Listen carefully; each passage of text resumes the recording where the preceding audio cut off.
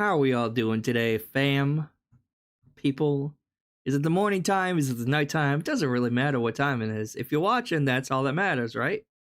No, not really. But how are we all doing? Hopefully everyone's doing well. I'm not doing so well. Haven't been for a couple weeks now, unfortunately. But I am going to attempt to stream today for y'all. Have been feeling kind of down. Been feeling a little sick. Hasn't really been all that great. But I'm going to persevere and give it a shot. Because there's a lot of shit to catch up on that I've been missing.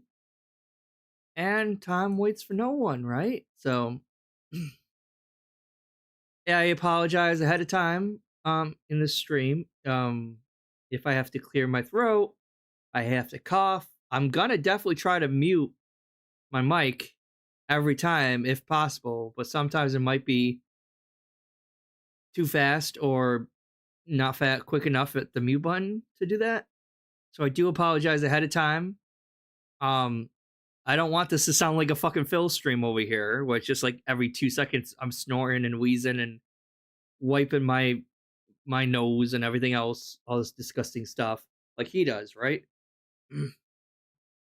But yeah, I haven't been feeling super great today. Not just today. I mean, it's been almost 2 weeks. It's been a week and a half that I've been dealing with this annoying cough that just refuses to go away. So, but I still have been keeping up with our boy DSP, the idiot, and he's actually finally playing Baldur's Gate 3, something he said he would never play, and now he's playing it. I'm gonna save my reacting to his Baldur's Gate 3 content until later on, when I'm feeling a little bit better. Hold on. There we go. Yeah, I'm gonna save that for a little bit until I feel a little bit better. There's a few things, a few videos that I want to react to that just me watching a little bit of it was pissing me off.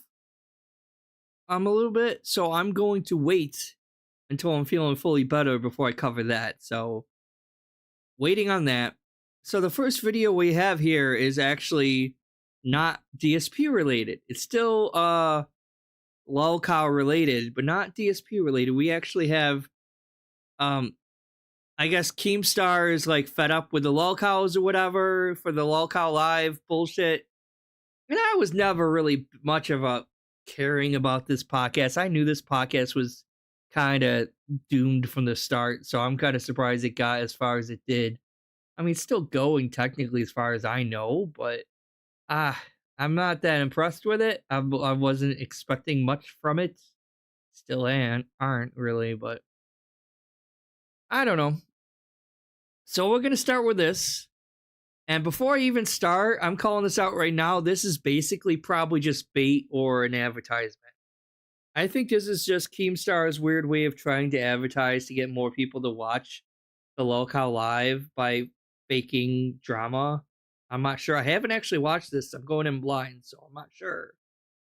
And I'm just going to react blindly to what I see because I don't know how legitimate any of this is.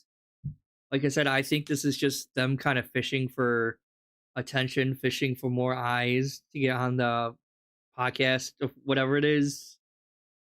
And I really don't care that much. So, and I'm not a big fan of Keemstar, so you're gonna pretty much hear that when I'm reacting, probably, because I'm not the biggest fan of him either. But, and then after this, I have a few older DSP clips I wanted to react to. I don't know how long this stream is going to be, but it's not going to be it's not going to be super long because I don't want to strain my voice any more than I already have to, and I'm still recovering and everything. But there's just so much stuff that I'm missing. Just like, it's just annoying because, like, of course, when I get sick, and that's when all this crazy shit's happening. So, I don't know. Let's get started though.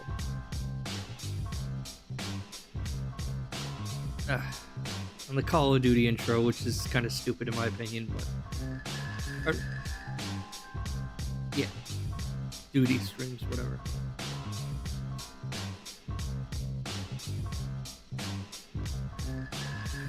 We got Tyrone.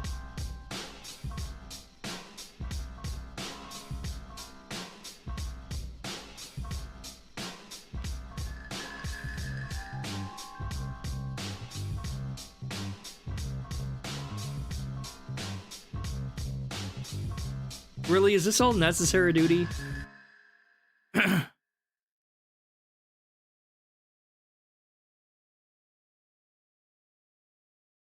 And I'm doing it on a fucking budget. If I'm doing it on $600 to $800 a month, which is what I am, I'm winning, Caleb.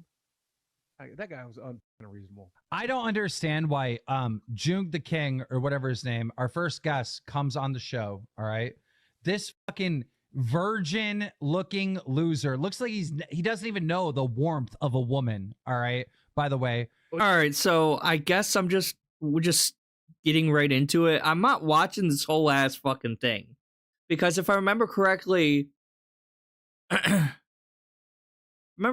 is like over an hour long video originally, and I'm not gonna watch an hour long video when it's just this. So hopefully this is a good clip that's getting most of it. But I guess we're starting right off the bat here with Keemstar, Rich, not Rich, fuck, Wings and Boogie. That I would not hold my breath for the Keemstar documentary. I don't think that's gonna happen at all.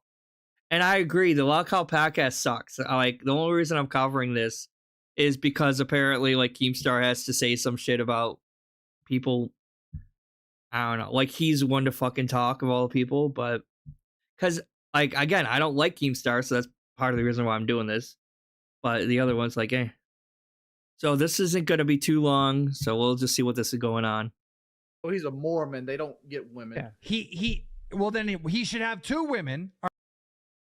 And right off the bat, like, I don't know anything about Jun the King, right? I don't.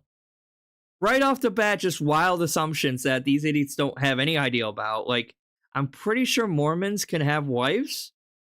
And, like, I know some of them are, like, not all of them, but some of them are into polyamorous or whatever, but not all of them are.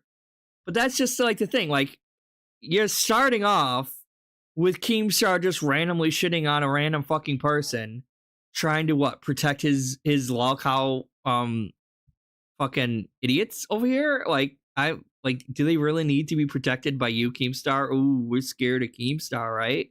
Like, why are you protecting them, first of all? I mean, I'm pretty sure they're used to dealing with whatever it is. And then you just start off by saying, oh, you're a total virgin. What are we, in the 4th fucking grade again or something? All right. This guy in high school sits here and he has an archive of Wings of Redemption's life on his fucking computer. He's on his 3rd documentary of Wings of Redemption, all right? And nobody's bullying him. Why is he not being bullied? Why did he come on? Why did he come on? And why did Boogie, you sit there and cuck and go, yeah, Juke, you make really good videos. He made videos on you too. He made videos on you too. I'll tell you. And you made videos on these two also. So who cares? It's freedom of speech, dummy. Like, do you not get that? Like, yeah, like, they actually, like, their job, well, not the job, but, like, they actually do research and present their findings.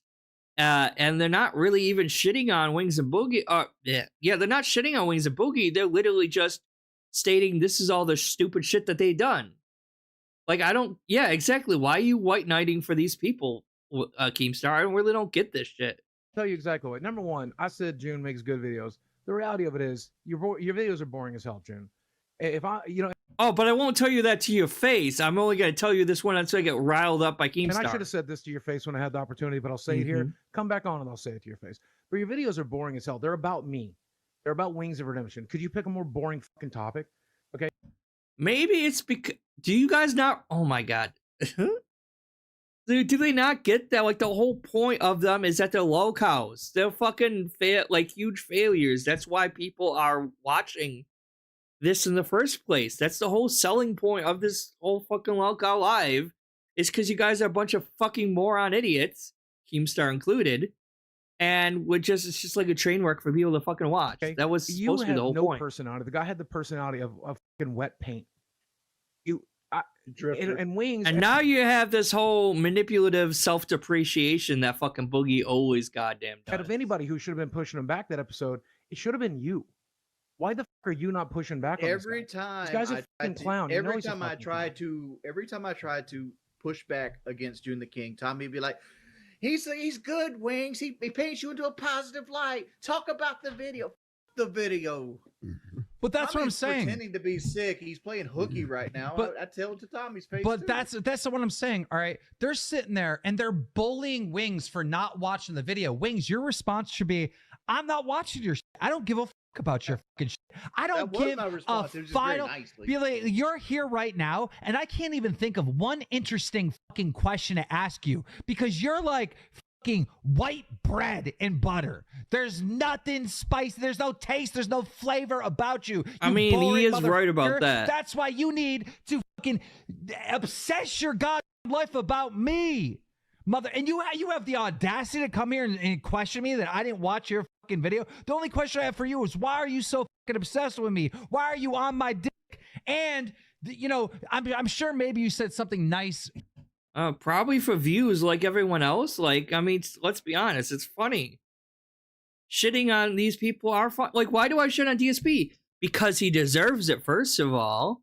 And because it's entertaining. It's a fucking train wreck. And these people are like the biggest idiots, the clowns. They're literally just the clowns of the internet. You got DSP, Wings, Boogie, all these people are fucking clowns. And like, they keep making the same fucking mistakes over and over and over again. And there's an audience for that. Because you got, like, every one of these guys have their own detractor audiences.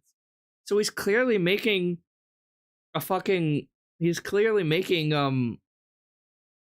content for his detractors. That's the whole point, right? So that's why he's making the videos. Keemstar, you should understand this. Why do you not understand this shit? Like, why are you white knighting for these two? I don't get this. Like, I thought the whole point of this fucking podcast, like, unless he's trying to rile them up so he could have a more entertaining show by having these two passive, limp dick losers kind of, like, try to, like, defend themselves to have it be more of an entertaining show. But even that, it wouldn't be entertaining. Here, maybe something nice there. But if you're making a whole documentary on me, I can guarantee without watching of it, most of it is just negative shit. All right. So why are you such a negative person that you want to just talk about negative shit about me? What? And yet you're the negative person for just doing these wild assumptions on June the King and other people. Again, I'm not defending June the King, but like, you literally know nothing about these guys. It's not like Wings and Boogie who put their entire fucking lives on YouTube for some goddamn reason. Like Turkey Tom, June the King, like people who make these documentaries, like they don't share their entire fucking lives online. So you really don't know much about these people. What's going on with your fucking life? You know, everybody I would knows why weigh he in on wasn't him. Keemstar. Bro, this is your platform. This is the fucking Lolcow podcast. All right. This is cringe. Revenge of the Nerds. All right. You got fucking Tom, whatever the fuck his name is. All right. Turkey Tom comes on this goddamn thing. These are fucking nerds. These nerds write essays in school, right? And then they go on YouTube and do their little essays. In 1994, the YouTuber Boogie2988 got popular because he was fat and he landed. I don't take Keem seriously at all anyway, because like, honestly, this is pretty fucking cringe. And it's like, what? Have you never like developed mentally matured past high school? Because this is still very much like juvenile high school level fucking backyard bully type thoughts, right? Like, oh, what are you, a fucking nerd? You doing these fucking documentaries on these guys? What the fuck? And like, what are you, fucking in high school still, bro? Grow the fuck up. I thought you were an adult. Just because you have a lot of money by being basically a bully online, and you never outgrew that whole bully mentality. And like, you're not like a mentally mature adult. You're just as much a fucking lolcow as these fucking people. In a pool. They do essays on YouTube. He's more successful, 100%. He's way more successful than any of these other lolcows, but that doesn't mean he's any better. Exactly. Keem's had these both. He's done both drama alerts on both of these idiots in the past. How is he any different? That's why I don't understand why he doesn't understand this. That's why I kind of feel like this is fake. This is like trying to rile up these two to be more defensive about themselves, so maybe that they can have a more entertaining show. That's my thinking. That's what I think he's doing. Because it's like, either you're really dumb or you are just being a hypocrite. And like, it's one of the two, Keem. They're talentless. They are the fucking nerds. You guys are the goddamn stars. When they come in here and act like they're so much better than you, bully them for being losers. Fight back. They're fucking losers. This is I'll cringe, be honest man. with you, like, Keem, you are the most interesting of this fucking entire commentary community. And now he's just sucking dick again. Holy shit, Boogie. Like, yeah. Like, again, I don't like him. I don't really understand what he's doing. Or maybe I do, but like, look at that fucking face. Jesus Christ. The entire commentary community is some of those boring, talentless motherfuckers on the planet. They write video essays. Oh, I'm sorry to hear that, Mackie. They're doing homework. Hopefully it gets They're better. literally on the work doing I gotta kick back and give Keemstar a little bit here. We can't completely tear into every guest we get into, because then nobody will come on the show. Yes, they I mean, will. why would anyone want listen, to come it's on gotta the be show a in the fine first line. place? No, you tear into anyone who shows up on the Lolcow podcast, you fucking give it to them. You want to know why? Who out there is sitting there saying, I'm afraid of Boogie 2988. I'm afraid of Wings. Everybody thinks you're Lolcows, you're jokes. No one's afraid of you. Yeah. I mean, they are Lolcows and they are jokes. Same as you. Same as, you know. But you don't want to. Oh, but they're nerd because they're making videos on them. Yeah, like everyone else on the internet. Like, they're catering to the detractor audience of Wings and Boogie. It makes sense. Like, how does he not get that? Like, in Side Scrollers 2.0. I mean, like, that show, like, if we I mean, Side Scrollers, don't get me started on them. They're a fucking joke, too. Eventually have to get lolcows on. And if they're No, afraid, I disagree with you, Wings. I generally think this should be a platform where you and I finally cut fucking loose. You and I do this thing, and I know because you beat the shit out of me, so I know you do it. Okay, you've got a backbone. You worked your ass off for that fight. You beat the shit out of me. Okay, when they are on our platform, when they are in our ring, they need to expect to take a beating. And if we don't get, if someone's too big of a pussy, to step what's in there, what's that's the a win incentive? itself. No one's a pussy to step in there. And Boogie, like, I wish you would actually grow a fucking backbone. Like, you are, like, the biggest spineless fucking coward there is. And that's so annoying. Because, like, out of all the Lolcows, like, I wouldn't say I emphasize, but, like, I can kind of see, like, sort of where Boogie is coming from in some of the things he says. And I just wish that he had more of a, like, I kind of do wish he would actually, like, not be so much of a fucking pussy, though. That's the problem. It's like, he is such a fucking pussy. He can't even fucking handle criticism, let alone even dish it out. And that's what annoys me about him. Because, like, sometimes he probably should. He should take some of this advice. He should stand up for himself a bit. Because it's so annoying. And he always tries, like, this to, like, self-depreciate himself and everything. And it's so annoying when he self-depreciates himself. And he does it all the fucking time. And I'm like, dude, just fucking stop it. You're not going to get sympathy for self-depreciating yourself. What's No, the incentive? The incentive is we make money do it, and we get to fucking live our fucking lives, and what's we get their to be our incentive? best selves. I'm tired. Aren't you tired of being an ass kisser? Aren't you tired of kissing? You just kissed for people that are Keemstar's shitting down our ass. fucking throats? Oh my God. Aren't you tired of letting someone like King? Here's the thing. June the King. Hold on, let me finish. And- Are you tired of letting someone like June the King spend his Or entire fucking Keemstar. life, make videos about you, destroy your platform, destroy your fucking life? I mean, it's pretty obvious that Keemstar is just using these guys for any kind of clout. And it's not working because no one likes this fucking podcast. It's so goddamn lame. And I don't want to say that, but like, there's no way in hell DSP would have ever been able to like actually stay on this podcast thing. It would not have fucking worked with DSP on here because he would have fucking left in Pull like you the 5 fuck down seconds. and then sit there and let us suck his. And their incentive at that point would be, okay, maybe they come in, they step in the ring, maybe they win, maybe they lose. At least they're throwing fists, right? That's what this platform could be. This platform could be a place for you and I to throw our fucking fists, and maybe we win the fight, so maybe we lose the fight, but at least we come out fucking swinging. What would be wrong? Agreed, about that? Darksy. Like, I Here's don't what's get wrong, why right? Keemstar And is they're doing like, this. Is he Grant, like he loves to claim that he has all these millions of projects that he's working on this and doing this and that. And oh, I'm like making so much money, and I talk to all the biggest YouTubers like every fucking day for lunch or whatever. So why you lowering yourself to such a degree to doing shit like this? Like, really? Like, I thought like you weren't even really gonna be involved in this whole thing. You're just gonna like fund it and let them kind of go at it, because he has a host like the Tommy, whatever the hell his name is like the host who's not in this right now. But it's like, really? Like, why? Like, I mean, I don't like Keemstar either, but he's like, in a way, Keemstar is just another fucking clown online. Really, that's all he really is. Like, why are you lowering yourself to such a fucking degree by doing this? It just lowers you even more. And you have the mentality of a fucking child, too. It's like, Jesus Christ. I agree. Doing the King is boring as fucking white bread. But the problem I have with this should have ate him alive. Like, these people are any more entertaining? They're really not. A platform like Doing the King. Like, Doing the King come on and he would take the beating or whatever it might happens.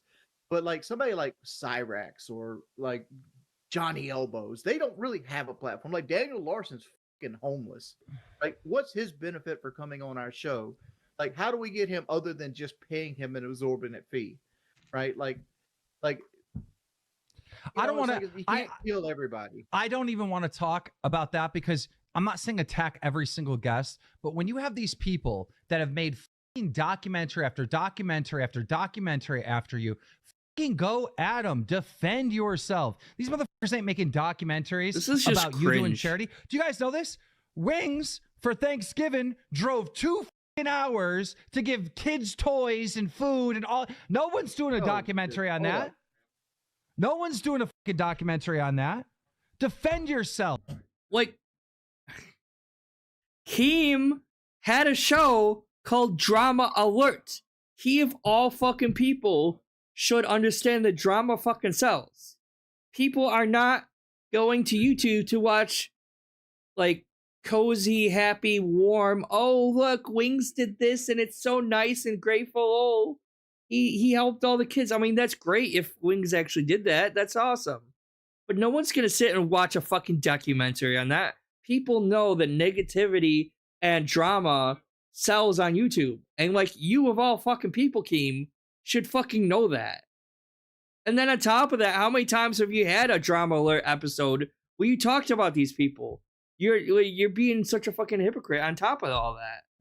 Defend yourself. Defend. All right? You're not alone on a fucking stream with like a Wings 007 sitting there.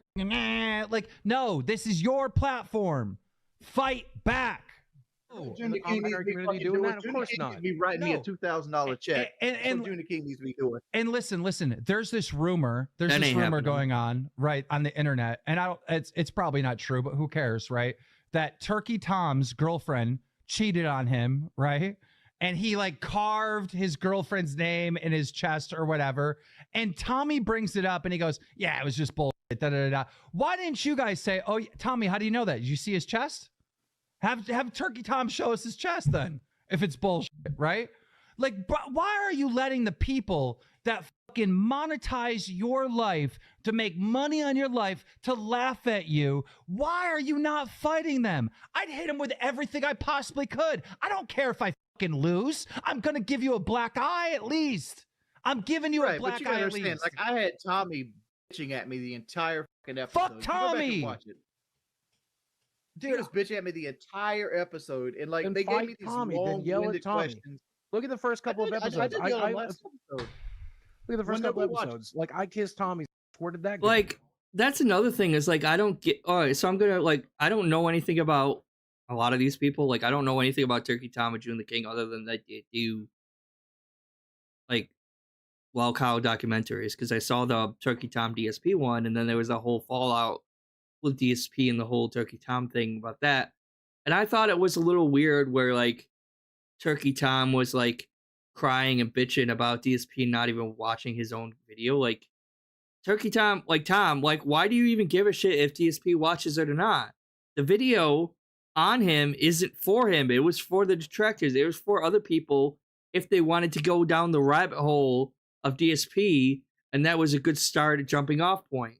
It's the video itself is not for DSP. Who cares if they watch it or not? Why are you caring so much? I don't get that. Like, I make content on DSP. Do you think I give a shit if DSP watches me or not? No, he's never heard of me. He's never probably ever going to hear about me. And I prefer it that way. I don't care if he fucking knows who I am or not. You know? I don't care if he watches my shit or not. It's the content is not for the content of the Lolcow is not for the Lolcow. It's for the Detractor fan base. The fan base, their fan base, and the detractors in general. It's not for them. So who cares if the subject of your video is actually watching the video or not? I don't care. Why do you care? Right? Last episode, I gave Tommy just as much as he gave me. It was entertaining. It was fun. Right? Tommy, talk over Tommy. This podcast is boring. No one's going to watch this, guys. No more of this shit. I can't stand to tune in because I don't watch the episodes, fans that are watching right now. I don't watch the episodes, right? I purposely don't watch them. I wait until it comes out and I watch it for the first time along with all of you, right? And when that June the King or whatever his name is comes on the show, I was literally Tommy's whispering like, and you guys are like, oh yeah, he makes good videos. I'm sure Tommy was fucking drunk during the June the King episode. If I'm being honest, I don't think he was drunk. I just think he was ready to get fellatio. And then he was in June's court, 100%. My issue with Tommy, and you know, the only reason why Tommy isn't here is because first he wasn't scheduled to be on this show because he's sick, but then he streamed today, and it didn't. For whatever, I think he can't stream after 5 p.m. Is that something like that? Because he's in Germany, so he's like in a completely different. You know, his kids got to sleep like or whatever. But I got issues with Tommy too because like Tommy, the first episode is just going and on Boogie, right? Where I had no problem with it except for I didn't hear anything from Wings, and I actually didn't even hear anything from Boogie because Tommy kept interrupting. All right, Boogie, why the fuck are you just eating like? What is it, tacos? While you're doing like an interview, like I don't know if this is an actual episode of the Lolcow Live or if it's just like a pre-thing of the show. It's probably not the actual show itself. It's probably just like an after thing or something. But still, you're on camera talking to like your other like workers, if you want to call it that, and he's just fucking eating his fucking shoving food in his face. Like, dude, you can't like wait till after you're done with this episode or whatever the hell this is, that this recording, to eat. Like, if you're just on mic without a camera, maybe that's one thing. Because like, yeah, like if you're gonna eat something, that's fine as long as no one hears you chewing on the mic. But you're just shoving shit in your face like all fucking messy. Like you can't fucking wait 2 seconds. I know these are both big fat people, and I'm fat myself. But, like, I'm not going to be over here shoving food in my face while I'm doing a stream. I ate first. Before I went on live here, I was eating. I just finished eating. Now I'm on here. I'm not, okay, guys, like, eating a bunch of food. I'm not doing that. That Tommy is loud and getting it is screaming gross or whatever, but you got to let other people talk too. All right, the fans got to hear everyone's point of view. That was the only point I make, right? So then Tommy goes to me after I think Keem is just really trying to save this. Then the next episode, he's just barely talking. Show, and it's like, just spiraling in the fucking toilet. It's not black and white. It's gray, Tommy. I got so many issues with this fucking show. I got an issue with you right now because like. You got to give it room to grow because, like, you got to understand, like, Boogie doesn't live stream even though he could be making a lot more money than normal because he's afraid of what he will do on the live stream because Boogie and myself are guarded. I've spent the last 7 years of my life getting beat down from shit I said 15 years ago. And, like, I've had my income cut in half. I've had all these other things. And, lovely. Like, this whole woe is me shit. So, but, like, it's beaten me to, like, to be more of a submissive person. Yeah, but where's that gotten either of us? Explain to me, Wings. Where's that ever gotten us? When has tucking our fucking tail done as anything? Like, okay, I have a beef with you too, Keemstar. Why in the I met the love of my life. She's sitting here right here. I can see her on her. Oh, his 17-year-old girlfriend. I've been with this girl for 6 months. It's one of the best relationships I've ever fucking had. And you with a child. Aside, you have to try to ruin it by spreading this bullshit lie that she's an 18-year-old girl when she fucking wasn't, that I was talking to her when she was 16, 17 years old. You caused all this fucking drama, all this fucking bullshit. You put it in the fucking podcast and shit. Okay. And I, you know what I did? I kissed your fucking ass. I got on my hands and knees and I begged to make this podcast work. Where did it fucking get me? No, Right? no. Okay. I'm sick of kissing. I mean, everybody. he has a No. Boogie does have a That's- point. That's when your girl's human in flesh and not a fucking doll. Let me or explain. fucking cartoon figure. Let me explain how that all happened. All right. I know, and that was fucking Keemstar, not even the two fat guys. It was fucking Keemstar, all people. Fucking gross. First of all, we're getting ready for the fight, so I went and spent money and flew to both of your houses to film you, to make a little promo documentary type I thing. that's paid on a lot Trump. of money It's to both you guys, so I can shit on you guys amazing. all you want. It's You're better than my any property documentary now. that the other commentary weirdos make. I mean, I hate to say it, but maybe DSP was actually smart for turning down that $50,000 because, not because like it would be hard for him, but just because of how much of a fucking mess the show has become. Sick. Anyhow, long story short, when I was there, you told me and kid behind the camera and my girlfriend that you were dating this new girl and she was 18. Now maybe No, I told you. I no, heard told you I was wrong. talking to a 19-year-old girl because she was 19 and we had not started dating yet. I told you I was talking to her and things Okay. might work out. She turned 20 in March, and after she turned 20, we started talking about being serious about it. Now But how either the fuck did you get 18 out of that? How the fuck did you get Okay, 18 out so- of that? And why so- did you start spreading 18? can I answer the Why? question? That's what I don't Can understand. I answer the question? yeah. So either Oh my I God, this is misheard such a you, shit show. misremembered, Brantley misheard you, my girlfriend misheard you. Mike was like not sure what the age was because I confronted him too, and he's like, I don't really remember. I right? mean, Darcy, it doesn't matter how much money Phil gets. It's not going to help him at all. You should know that. All of us knows that. No matter, he could get like he could win the lottery tomorrow, and in a year he'd be broke again. Right. It doesn't matter. all right. He's Maybe not going that's to use what that happened. money to help him Anyhow, or benefit I his was wrong, position all in right? any way. But Thank I'm in a private fucking chat, and I'm like, wow, Boogie's lying about his girlfriend's age. He told me the girl was 18, and then I see the girl. The girl looks younger than her age. Would you agree that your girlfriend looks way younger than her actual age? I don't know. When I look at her, I just see a 20-year-old woman. That's all I see. She So don't- I don't know. she I looks don't- I don't know 14 when you to fucking me. Yeah, she does at- look pretty when fucking young, look though, at her, when dude. you see a 16-year-old kid or 12-year-old kid, I don't know. But I'll tell you, I look at her and see a 20-year-old woman because she's a 20-year-old woman. And this Why- is why what the I'm hell- saying. Why Boogie, is your career built off of dog and meat? Boogie, Those guys. Boogie, if you weren't on this show and I haven't been talking to you like I have been daily, and they fucking Woody hit you up today. That's what I'm and was like, saying. hey, you want to come on? He'd have a PK? big You'd be like, spending "Sure." spree on WWE champions, and then he would be like back to begging the next fucking day. It doesn't matter how much money he gets, he's still going to be begging twice as hard the next Yeah. day.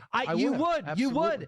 and I am sick of this. Absolutely. That's cuck behavior. No more cucking behavior. No more fucking Mr. Rogers. No more. I got to be careful what I do. I got to be careful what I say. Oh, the trolls. Wings 007 might clip me.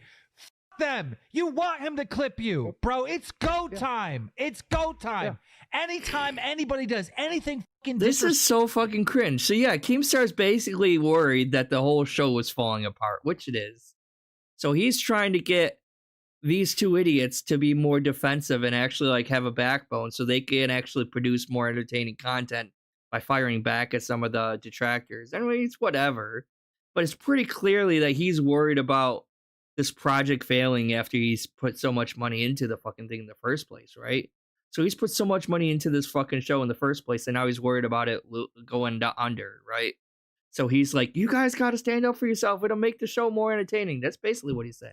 respectful, including me. All right, you fight, you defend yourself. All right, you are gonna die. We're all gonna die, did. dude. The career, both of your careers is like fucking almost over. All right, it's almost over. I mean, This is the last chance. All right, are you gonna go out on your deathbed? Are you gonna go out fucking swinging? This is I'm just going out cringe. swinging. Fuck Woody's gamer tag. Fuck Wings 007. Fuck the dude that showed up to your fucking house. This guy that's fucking doxing you, harassing you, fuck all of them. Oh, you want to write a fucking video essay on me? Fucking June the King? All right, well, as soon as you come in this lion's den, I'm gonna fucking bite your goddamn head off because you're the fucking lolcow. You're a fucking loser. Wings, you know what? You said, look here, listen. Boogie, you know what you did? You shot a fucking gun. And guess what? Both went fucking viral. You tell me a moment that Turkey Tom, that fucking June the King, that other motherfucker from Australia did in their fucking life that got millions and millions of views. To give me a moment that any of these fucking nerd essay writing fucking people have done that went viral? He's gonna have an aneurysm. Nothing. You guys have changed the fucking culture. You have. You've had moments that changed.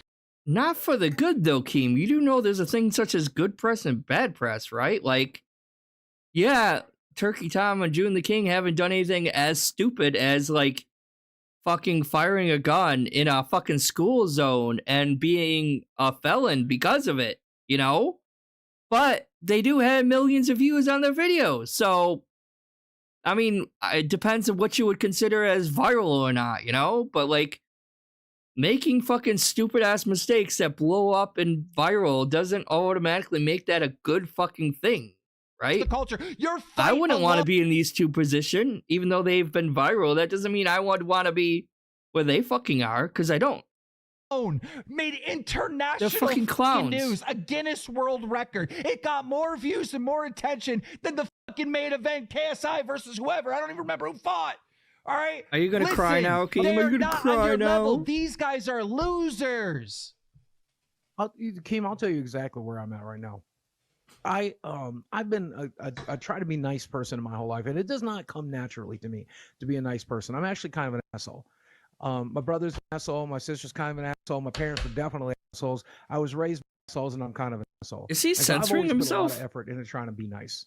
And when I got on the internet, I chose to be nice every single day. I chose to be nice, chose to be nice, chose to be nice to these losers, chose to be nice to Wings, chose to be nice to you. Where the fuck did it get me? It got me walked the fuck all over. I'm just tired of doing it. I'm just tired of doing it. I've never really done anything bad to you now. Don't no, put me but in I'm the just cross. saying. But I'm just saying. I'm very tired of trying to be nice. I'll be nice to the people in my real life. I'm not gonna be nice to fucking Kyle from PKA anymore. I'm not gonna be nice to June the fucking King. I'm not gonna be nice to you, Keem. I'm not gonna be nice online. I'm just going to fucking be the asshole that I was born to be. I'll keep being nice to my family. I'll be being nice to my friendly, to my family, to my friends. I'll be my friendly nice to them. But fuck y'all. My friend of family. The internet. This shit isn't real anyway. The internet's not fucking real anyway. It's all fucking pretend. And if I'm gonna boot into this thing and pretend once a week on this fucking podcast, if I'm gonna boot into this and play, why in my fantasies am I an ass-kissing doormat? You know what they Why in my fantasies am I going to be a doormat? Been so fucking slapped around that you're fucking walking around with kid gloves. Take the kid gloves off, all right?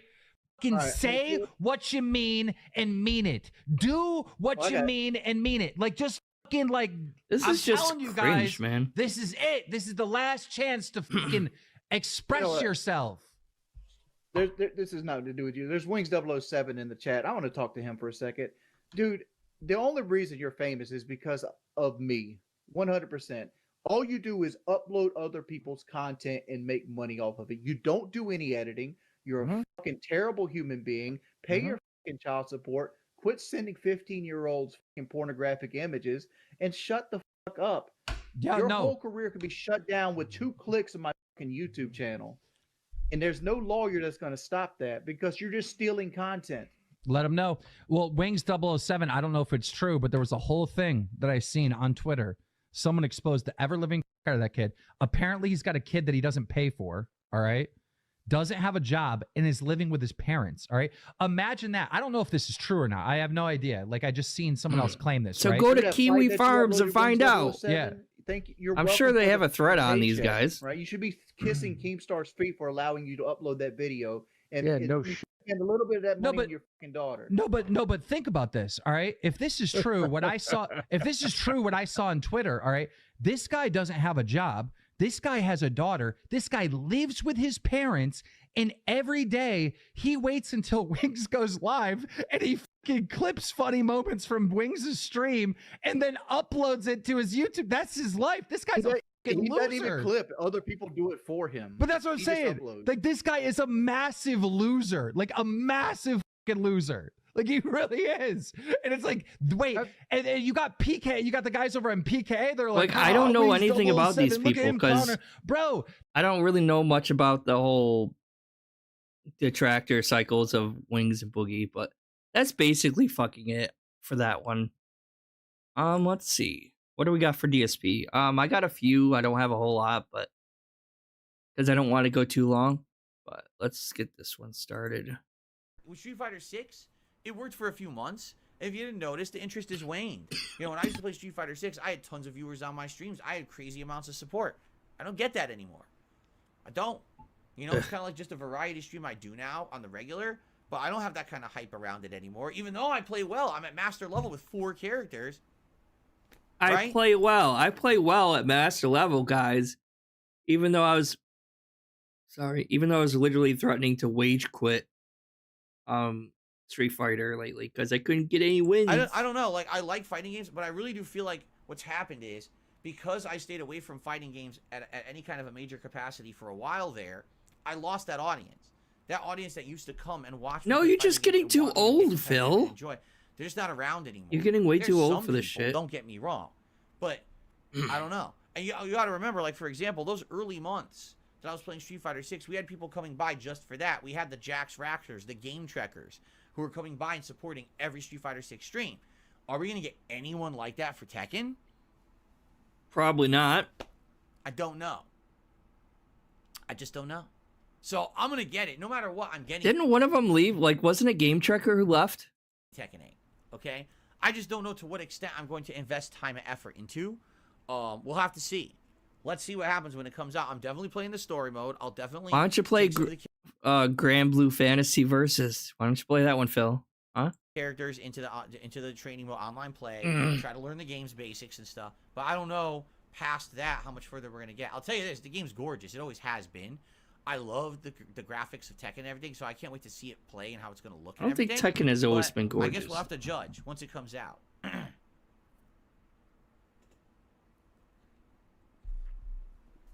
Okay. Okay. What was that?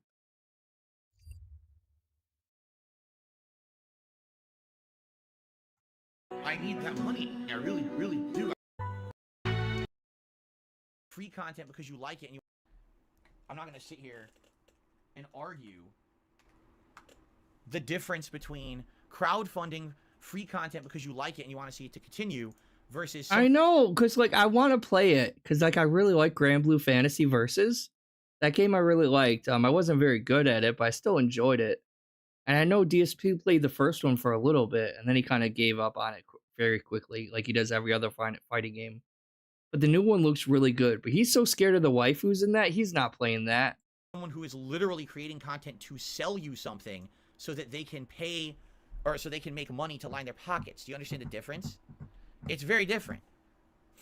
It is. It's just very different. Listen, if you want to be advertised to, you can go to TV, or you can go to any of the shows on the internet. I mean, even the things you pay for. Just a reminder, Phil, my content's totally free. I'm not making a goddamn dime on you, but I'm still making content on you because the world needs to fucking know more about how much of a piece of shit this guy is. Netflix, Amazon Video, they're all got ads now. And it's fun. It's all ads everywhere. It's entertaining. Right? You can go watch as many advertisements as you like. I would think that it would be refreshing that there's someone who makes content for you that doesn't want you to be advertised to all day. No? No? Oh my god. I would think so, right? You know, I think I would rather watch like a quick short advertisement than listening to him begging for money for like 20 minutes fucking straight, going into this whole bullshit spiel he always goddamn does, where it's like, I don't get sponsorships. I'm a single person. I'm crowdfunded, blah, blah, blah. Like that whole fucking begging spiel that he fucking does. it's a necessary evil to have ads on content. If I could have no ads on anything, no ads on the streams, no ads on my videos, of course I would do that. I don't have enough. His show is a goddamn joke, but it's not worth it. It's falling. I need to have some of that. His show is falling fast. It really is. I don't like ads, just like you know. But if I can, Keemstar is desperate because the show is fading because it's not worth. Not a good show. It never was a good idea to begin with. It was never gonna last.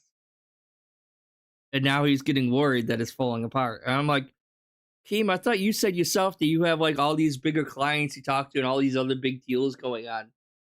So if that's the case, then why are you so worried about this side project of yours falling apart when you have supposedly have all these other bigger business ventures going on? What happened to those? Why are you worrying so much about this one if your other business ventures are doing so good, supposedly, huh? avoid being a shill. And Plus, Mackie, I don't think I have enough stuff to monetize, even if I wanted to. I think I need like, what, 3,000 combined hours or something on YouTube of viewers, pushing crap down something your like that. I throat don't know. that you don't care about, I will. Or It's like sad, so many you know. subs. I don't. You go to watch something, Yeah. like for example, Plus, for I actually example- have a real job, so I don't really. I sometimes try to drop in and watch content creators who previously I used to watch. Okay, so for example, every once in a while, Calling I'll watch bullshit on an Angry this. Video Game Nerd, or every once in a while I'll watch the Nostalgia Critic just to see how they're doing. I don't watch all of their stuff. I'll just pop in and say, what's the newest episode or whatever. I actually heard that Angry Video Game Nerd had done a really good episode for this Halloween. It was a return to Dr. Jekyll and Mr. Hyde, which was like one of his first, if not his first review ever, a million years ago. So, I go to watch it, and what I notice is immediately there's product placements. Oh, this is brought to you by NordVPN. Oh, this is brought to you by DoorDash. This is brought to you by this meal subscription service. This is brought to That's you by... how most YouTubers make a living on YouTube nowadays, Phil. That's how everyone else. That's how you do it. That is how you do run a successful business on YouTube, Phil. That's how it works. That's how a normal business degree holding individual would do it. They wouldn't just fucking beg to their audience all the god time and pretend that that's fucking somehow better than just having a few ads that you can skip. Okay? By some cryptocurrency. This is brought to you by blah, blah, blah. And no you watch one it and has you're an like, ad for cryptocurrency, first of all. You know that these guys don't use this stuff. This is not like a testimonial. This is not like, oh, I mean, I bet they probably use the VPN. Stand by, Like, why wouldn't you use right? the VPN? And they believe in, this is just, I'm going to take payment to shill a product that I don't care about and never will use, but it's just something that I want to push for money. You don't know and that. It's intrusive to the video. It's incredibly annoying, right? Now listen, these guys... Again, it's not any more annoying than you fucking begging all the time for like 3 or 4 times per stream. have much bigger viewership than me, even to this day. They have way more viewers, way more attention on. Because they're more entertaining. Right? You don't So, offer When anything. they do those ads, they got eyes on them, so they probably make a pretty big paycheck just for pumping out. Yeah, because they're that product successful placement or whatever it and is, successfully right? run They a probably make a business. pretty penny That's how you business. successfully run a So business. by doing that, Phil. they don't have to have pressure on them about how the performance is on a particular video or whatever, because they got paid just for making it, right? But Not really. the quality and but the feeling of it being genuine is completely left at the door when it's a shilled product placement. oh, so because it's a show product placement that invalidates their whole entire rest of the video, Phil, what are you fucking talking about? Like, you do realize that, like, it's plainly obvious to everyone that has an eyes that you do not enjoy video games. You probably never did fully enjoy video games. You're not coming across as an honest lover of video games. You just don't. You're doing this for a fucking paycheck. That's all you're doing it for. But he's trying to sit over here and change the narrative and pretend that, like, he's somehow better than these people because he begs his own audience all the time instead of fucking showing an ad.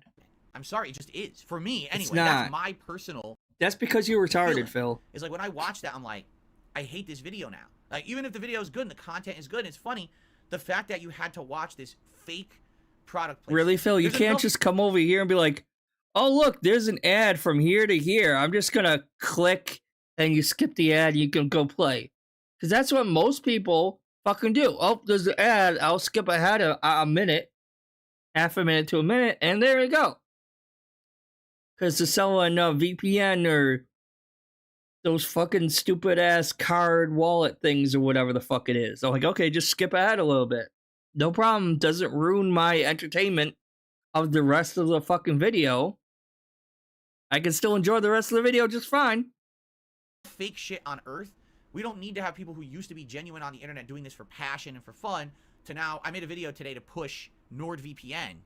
Oh, by the way, there's also something... Wow, what an idiot. He really thinks that, like, they're literally only putting out video. Like, this is a view into his mind because he is projecting everything that he does onto these people. So he thinks everyone else is just like him and that they're only making content to make a buck. So they're making a shit video that they don't care about only to fucking get paid for the ads, and they don't really have any passion for anything. When really that's all just projection that he does of himself, and that's how he feels. I'm like, they can still have an entertaining, fun fucking video and still have an ad on it. That doesn't invalidate the two. You don't know that, right, Phil? Video you might enjoy, but please get NordVPN. You know, I don't want to do that. You know what I mean? Actually, I kind of want NordVPN. I wouldn't mind that. Yeah, that's just my feeling, and that's my opinion. VPN that's is always safe, and it works. It has worked, and it continues to work. Okay, so you know, if you disagree with that and you think, oh, that's just part of the business, they're making the bag or taking the bag or whatever, that's your prerogative to say that. That is because most people think that way. I've been making content for free for 15 years. Why am I now going to free? Oh, yeah, your content was free, but you basically browbeat your own fucking fans and viewers into giving you money constantly. And your fans have admitted they give you money just to shut you the fuck up to stop you from begging. Some of your fans have actually said that, Phil. So it's not for free. You expect compensation for your content. Don't give me that bullshit. Products to make ends meet. It doesn't even make sense, right? It doesn't. You now become, when you shill products, okay, you now become beholden to those companies. You understand? You don't. Right? You like now, fucking you don't, Phil. You are so fucking stupid. Sure that you don't accidentally do something that's considered risque, because now, oh no, you might lose a sponsorship if someone deems something you said irresponsible or, you know, not in line with their own beliefs or whatever. You can't be honest, you can't be genuine, and you can't be yourself. Genuinely, people who do this stuff all the time usually are characters. And what I mean by that is they play a role or a character, because that way they can... God damn, this guy's an idiot. Okay. Alright. Again, you have projection here. Really, really bad projection.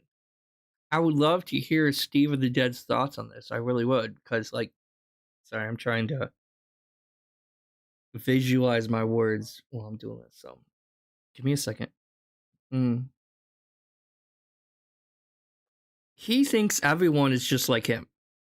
He thinks every single one of these big YouTubers that he's talking about is a racist, like, homophobic, piece of shit, negative person, right? And that they're all holding that back to put on a character that they're a good, decent person. That's what he's basically trying to say right here, I think. Anyway. It's like, oh, well, see, they have... like, no, it's not that hard to be a decent person, to not say hateful fucking slurs all the time, and to maybe not, like, say anything extremely hateful or homophobic or racist in your content. It's not that hard for normal fucking people to do that. But if you're a hateful, misogynistic piece of shit like you, it might be more harder to reel yourself in. And that's what he's afraid of. He's afraid that if he got sponsorships, they would be extra critical of him, and he wouldn't be able to be his normal hateful piece of shit self.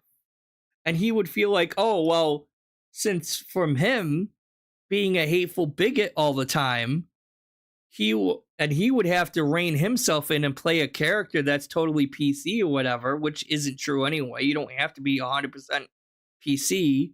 You just don't have to, like, just don't be a total fucking asshole bigot online. That's all. Like, don't say hateful slurs all the time.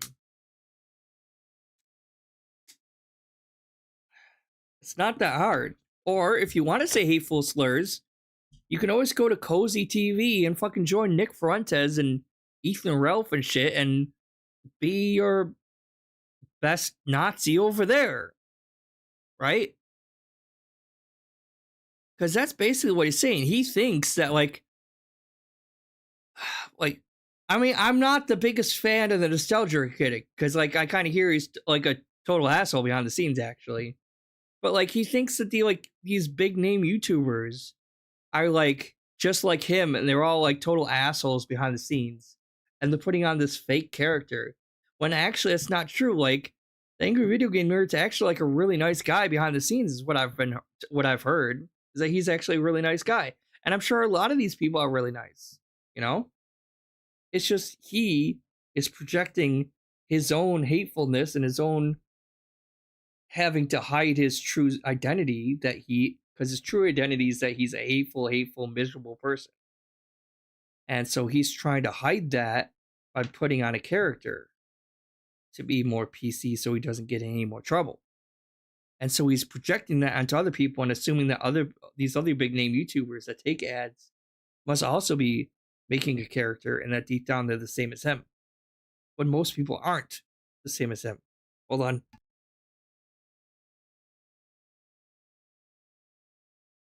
You can always say what they said and did was the character, not them, right?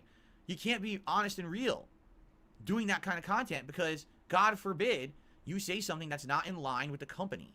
And now the company's pissed at you, right? And, oh, they dropped me, and now I lost money and stuff like that. Bullshit.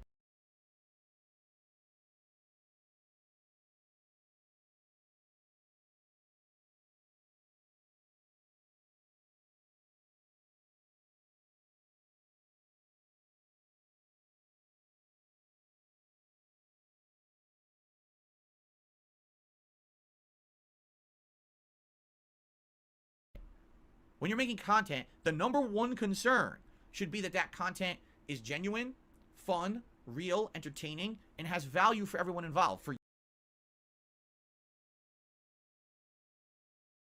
you, the creator, for the person watching, for everyone.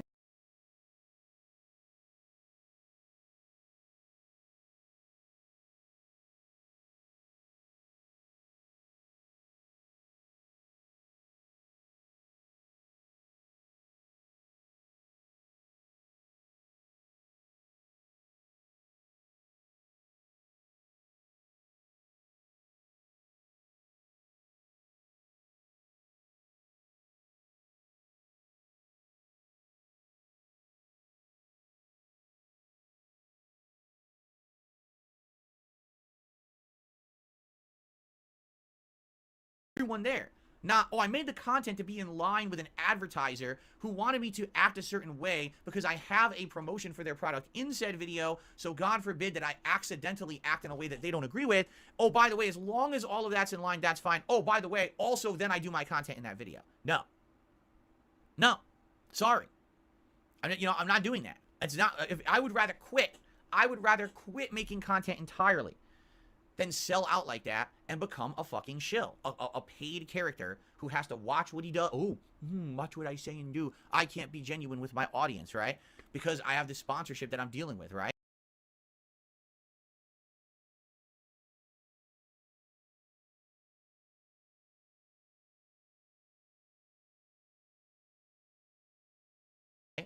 It's ridiculous. I can't stand it. I just cannot stand it, you know? So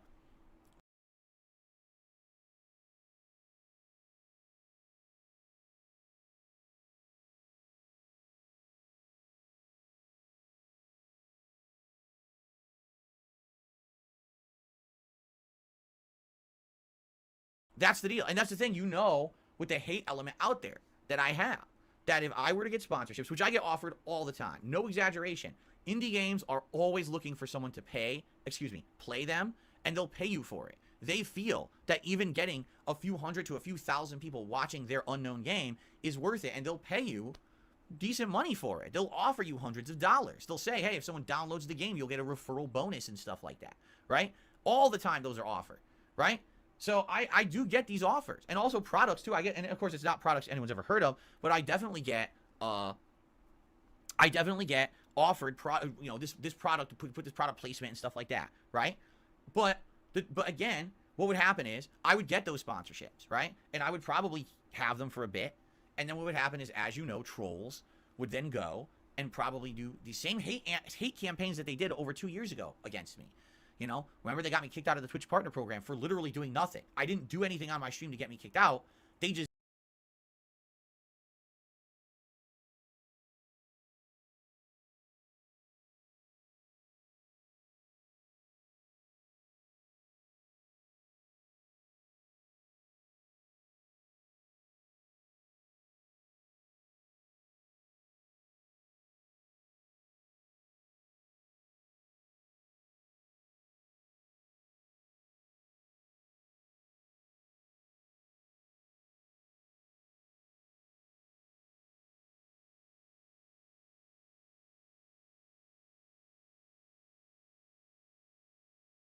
Hello?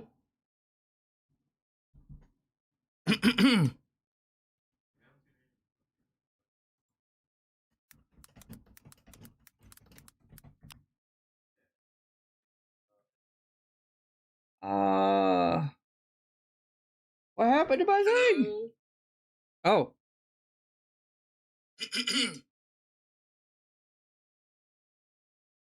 Is there a massive delay going on?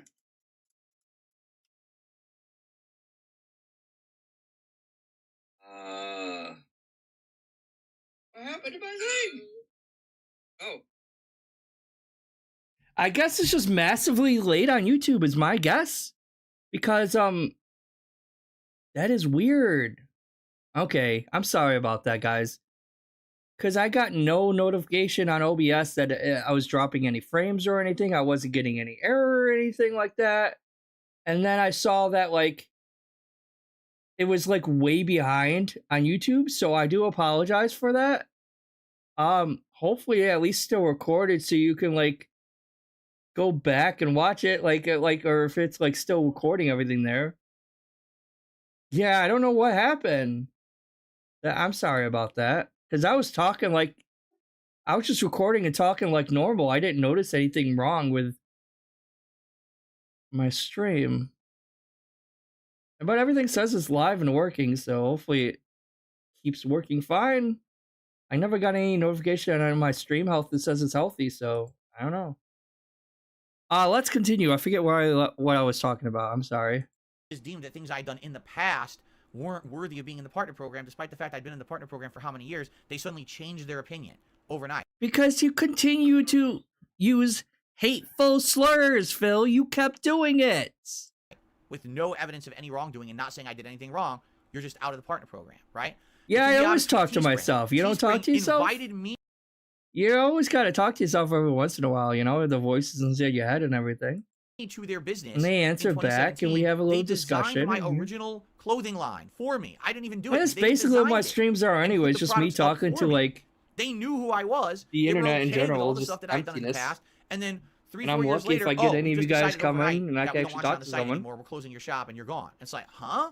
But that's how these companies are. So why on earth?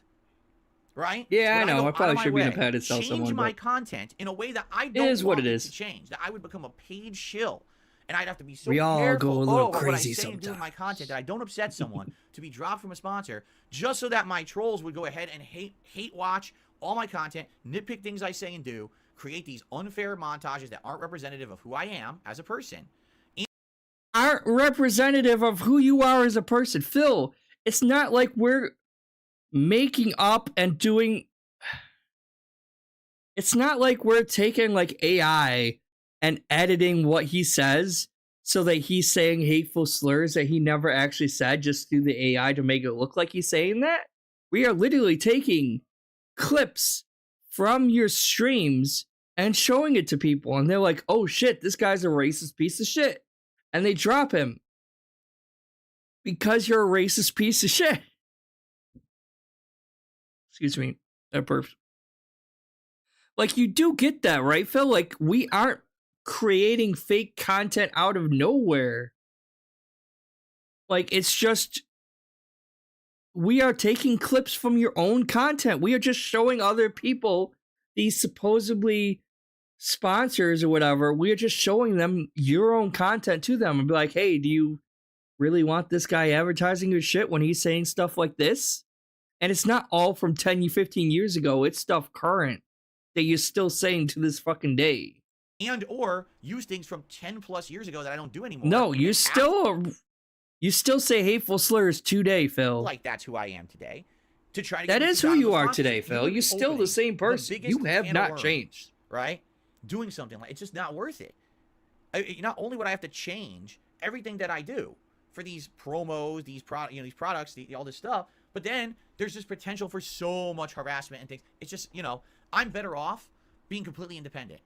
I really am. Someone like me, in the situation I'm in, with the amount of harassment I like to beg you guys for money. That's basically what it is to stay indie and just to be my own man and to do my own thing and to keep that crap out of my content, be true to my so audience, delusional. And it is scary sometimes. It really is. Right?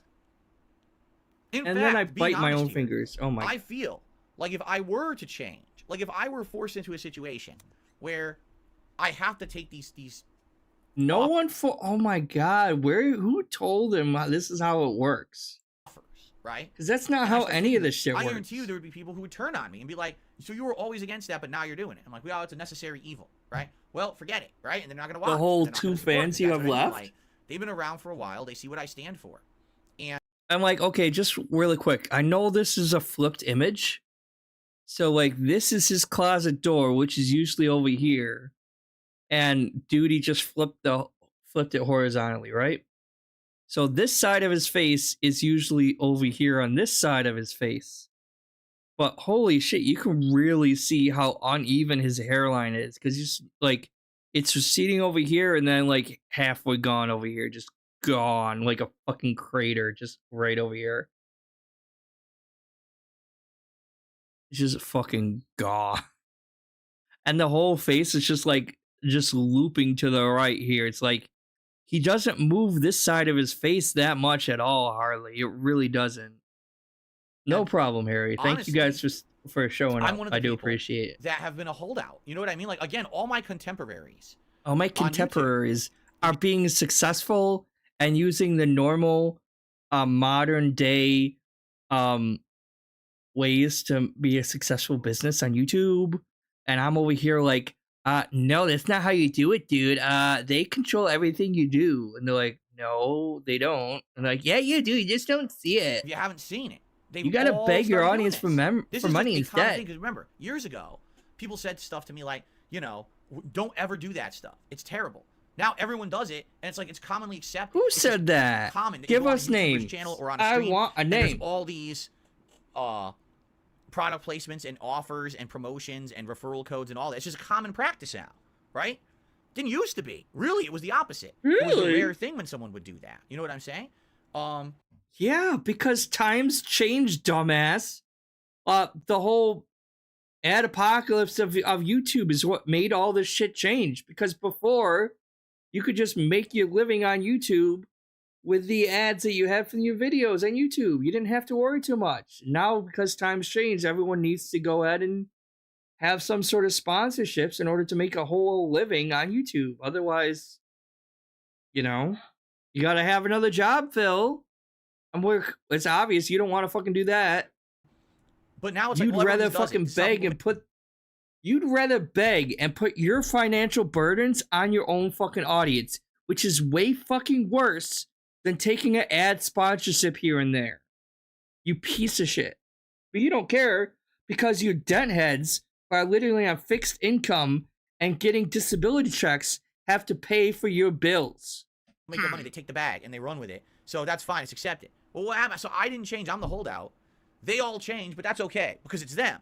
But if I had done it, again, because I'm held to an unfair standard being a lolcow on the internet. So if I changed to do the same thing everyone else did, I'm the hypocrite. I'm the one who's, it's not fair. You know, how dare you?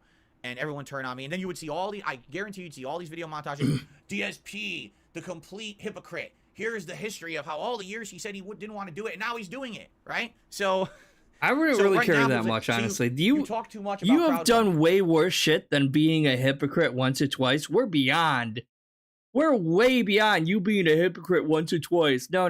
You've done a lot more worse shit than being a hypocrite. Don't do it as much. Well, if I don't do it as much, then I don't make a living. Okay? Well, then don't do the crowdfunding. Instead, do the or maybe get a real fucking job that will actually pay your bills and have a reliable source of income and do this as a side hustle. How about that? Advertisements, the product. You could still fucking get a real job, and then you could still make YouTube content as a side hustle where you don't have to get ads or advertisers or sponsors, and be true to yourself and still do that at night. Once you can do one stream at night instead, 1 2-hour small stream at night, and just play like a game here or there with your fans. And during the day, you can do a job. Even if it's just like a part-time job, it'll still give you more money probably than what you're currently making. Okay, I'll do that. If you combine the two. DSP, the hypocrite. Now he's shilling after all these years he said he would. Because let's face it, he's stretching himself too thin. You see what I'm saying? So if he did a shorter 3-hour stream at night instead of 2 different streams in the daytime, or 2 different streams, because he has the podcast. He has the podcast. He has the day stream, which is what, 3 hours? Then he has the night stream, which is 2 hours, right? So if he gets rid of the podcast altogether, he gets rid of the day stream altogether, and he works during the day, even if it's a part-time job. Doesn't have to be a full-time job or anything, just like working like however many hours during the day, and then he can come home and do a 3-hour stream at night. And the dents that would have normally given you the money during the daytime streams would still give you that money during the nighttime streams, right? Because they like to see you for whatever fucking reason, right? So you can talk about all the shit that you would have normally talked about during your pre-stream podcast. You could talk about that while you're doing the stream for the video game at night. And then you could talk to your dents at night, and they would still give you the same amount of money that they would usually be giving you during the daytime streams. And you wouldn't be flooding their fucking inboxes and subscription feeds with countless fucking videos over and over and over again. And you would probably be making a lot more successful if you tried doing something like that than what you're fucking doing now. Do you understand? And you would have more time for yourself too. I'm just going to be true you to myself. Probably in reality, 2 days off a the week instead of one. Truth of the situation is that in life, okay, there's only one person who is the authority on you, and there is only one person who you actually have to answer to, and that's you and yourself. That's it, right? No God, no society, no parents, no being a productive member of society or anything like that. Okay, gotcha. Just you and yourself. Got it. Who gives a shit what anyone else outside says? There's so much. I mean, I kind of care what, like, my significant other thinks or says. I kind of care what my parents and family says. But then again, I'm an actual productive member of society, and I actually have a family that loves and cares about me, unlike you. Because you clearly don't give a shit what fucking... I almost called her Leanna. You clearly don't give a shit what Kat says. And you definitely don't give a crap what your parents say. Because you don't really have a family, Phil. You really don't. All you have is you and maybe the cat, if you want to count the cat. White noise out there in life, in the world.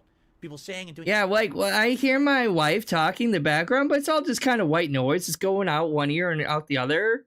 Because I don't really care what she says about me. Whispering behind your back and publicly saying nasty things. Who cares what people say? Wow, your wife is publicly saying nasty things about you? That's not good. As long as you feel like what you're doing is the right thing to do, and you feel like you're doing something positive, right? And, you know, then that's fine. Well, as long as you're totally a delusional fucking idiot and warp everything you're doing into a positive to seem to be the hero and come out on top, that's all that really matters, and, you right? know, that's how you go through life, and that's my philosophy is my goal is to every day come here and make positive content for all of you. Make a living. You failed then, sir. Right? You have failed that goal. I want to make a living without having to hurt others. You I don't want failed. to get ahead by sir. stomping on people below me and pushing forward. I just want to. No one steps on other people. Time, enjoying games, chilling, having fun. That's what it's all about. You see, I could have done that years and years ago. I could have been one of these slam YouTube. Like Phil, I would argue that even his detractors, like all of us, I would argue even we don't step on him in order to get ahead. We really don't. Like, yeah, we make fun of him and we criticize him and all this other shit, but like, I wouldn't really argue that that's stepping on him. Like, we're not doing it in order to be a successful YouTuber and make lots of money. We're doing it because he has it coming. We're doing it because he's a piece of shit. And we want to show others how much of a piece of shit it is. It's not like we're doing so in order to be successful in something, right? Because most detractors aren't even making that much money doing this. We really aren't. And we're not trying to because we have jobs. We don't need to. We're doing it to show people how much of a jackass this guy is. To make fun of him, to laugh at him. That's why we're doing this. YouTubers, drama content creators. There was epic amounts of opportunity to do that. And I totally opted out of that. I said, nah, I'm just going to be true to myself. I'm going to play the game. Yeah, because you could be retiring right now like Keemstar. That's what I've always wanted. Even though he hasn't really retired. Because of the way I was raised. As I'm getting older now, I'm starting He's to realize a fucking idiot that even too. though I'm not a religious guy by any means, that having that upbringing, having this moral compass, right? I find myself going back to it more and more now that I'm older. You know, when I was younger, I was rebellious. Oh, rage against everything, do whatever you want. But as I get older, I find myself going back to those tenets, those core tenets, those beliefs of, you know, do unto others. Oh right? my God. As you would have them do unto you. Okay, did you watch Bambi? Like, if you don't have nothing nice to say, don't say nothing at all. My mom would always tell me that. It's like, Mom, like, I have a teenager. You don't have to recite fucking Bambi to me, okay? Jesus Christ. You can't have anything nice to say? No. If they're a piece of shit, I'm going to say they're a piece of shit. I'm going to be vocal about that. Because they're a piece of shit. And it's not right to, if someone's like being an asshole or stepping on, like, not stepping on me, but like being a bully, right? Like, you should stand up against that person. You shouldn't just be like, oh no, and like be a submissive cuck like fucking Boogie is. Because we already talked about that. That's not the right way to do things. You gotta defend yourself. And I guess in the same way fucking Keemstar was saying, like, you probably should, yeah. But like, he's doing it out of his own self-preservation, not self-preservation, you know what I mean. He's just trying to bolster his numbers and like try to make the show more interesting. He wasn't actually giving a shit about what they were doing. You know, don't just hurt others. Don't, you know, true success is not success by any means. It's success where you can be successful, but you don't have to hurt others. Is he talking about right? a job, or is he just talking in life in general? I don't even know at this point. Like, if he's talking about a job, then yeah, he has a point. Because, like, if we're talking about, like, a career and financial success and stuff like that, yeah, just do what you're doing, do the best job you can do, kind of try to stay out of other people's business, and just get the work done that you have to do done. If you go to work, you go to work and focus on your job, try to stay out of drama, and just go home. That's fine. That's normal for a job. Or success, or if you're doing YouTube or whatever, right? But if we're just talking in life in general, then that doesn't really apply that much, really. It's like, yeah, life's short. I'm going to have a laugh at this fucking idiot because he's a fucking idiot. So I'm going to laugh about it. Okay? I'm going to make content about it because it's funny and it's a train wreck. And I don't want to look away yet. That's the kind of stuff that I abide by. And so, you know, I follow all this stuff, and a lot of people. Oh, thank you, Uncle Phil, don't you understand they're hurting for the life lessons you give us. You may say that, but here I am 15 years in, and I'm still here, right? And my content isn't full of shit. Like, you keep saying that, but you don't really seem to, like, realize that's not really something to feel good about, really. Just, I'm still here because you have nowhere else to go. That's not the, like, fuck, there's a word and I can't think of it. That's not the punch, no, slap in the face? No, that doesn't really work. It's that's not that as impressive as you try to make it seem, right? It's not really that impressive that you're still here. Because let's be honest, where else are you going to go? You have no other options left, Phil. You could get a job, but you're not going to. And even if you did get a job, it's probably going to be in retail or beginner, like fucking, what is it? Maybe like a starting position somewhere. And you refuse to do even that, Phil. But bragging that you've been here for 15 years isn't always a good thing. That's not like some... Fuck, I'm almost at the tip of what I want to say, and I can't think of the word. I can't think of it. Fuck, what the hell is it? Not cool. Like, he wants, like, as a badge of honor, maybe something like that. It's like he's wearing it like some badge of honor. It's like, I've been here for 15 years. I'm like, that's not a sign that you're successful. If anything, that's a sign that you are a failure and you have nothing left except to do this. Because you have no choice but to do this over and over again, Phil. Do you not see that? Like, that's not a sign of success. It really isn't. And if you were doing this for 15 years, like, and you actually accepted sponsors and were actually successful, that'd be one thing. But the way you do things and begging your audience all the time, that's not a success. Shilling ads and crap, and I'm still able to get by. And yeah, there are some days that You're only able to get by begging your audience. That's not a good look for anyone. That's not a good thing. Days, and I miss it. And there's some days that are great. And days, you're reliable and totally on their generosity. Right? That's so not a business what's the big model. deal? As long as we're all having a good time and enjoying the stuff I put out, then why does anyone give a crap? Because you're hurting your audience. You're abusing your own fans. And why is anyone criticizing? Right? Because you're a piece of shit. Because they want a reaction. How you doing, Wesley? That sitting there and misrepresenting and being gross and being toxic is going to get a reaction. It's not. I don't care. I will be here. I will be here on stream, streaming. Again, no one is trying to take you off the internet, Phil. Maybe a very small amount of detractors are trying to get you offline, but that's not the reason we react. That's not the reason we make content, Phil. It's because it's funny. It's because, in a way, yes, you are entertaining. It's just not for the reasons you want to be. You want to be entertaining for legit reasons when you're not. You're a clown show that people like to point and laugh at. In that way, you're entertaining. Yes, Phil. And that's why most of us don't want you to go away. It would be too boring without... Sorry. It'd be too boring without this idiot to laugh at. I mean, yeah, you have other Lolcows and eventually would move to other Lolcows and everything, but this, I've never seen anyone as delusional as this one, though. I really haven't. It's fucking crazy. Like, and the fact that you're too stubborn, too stupid to accept that you have failed as a YouTuber and to maybe try to get some sort of actual reliable income so that you could actually retire one day says a lot about you, because you are going to die on stream someday, Phil. You really are.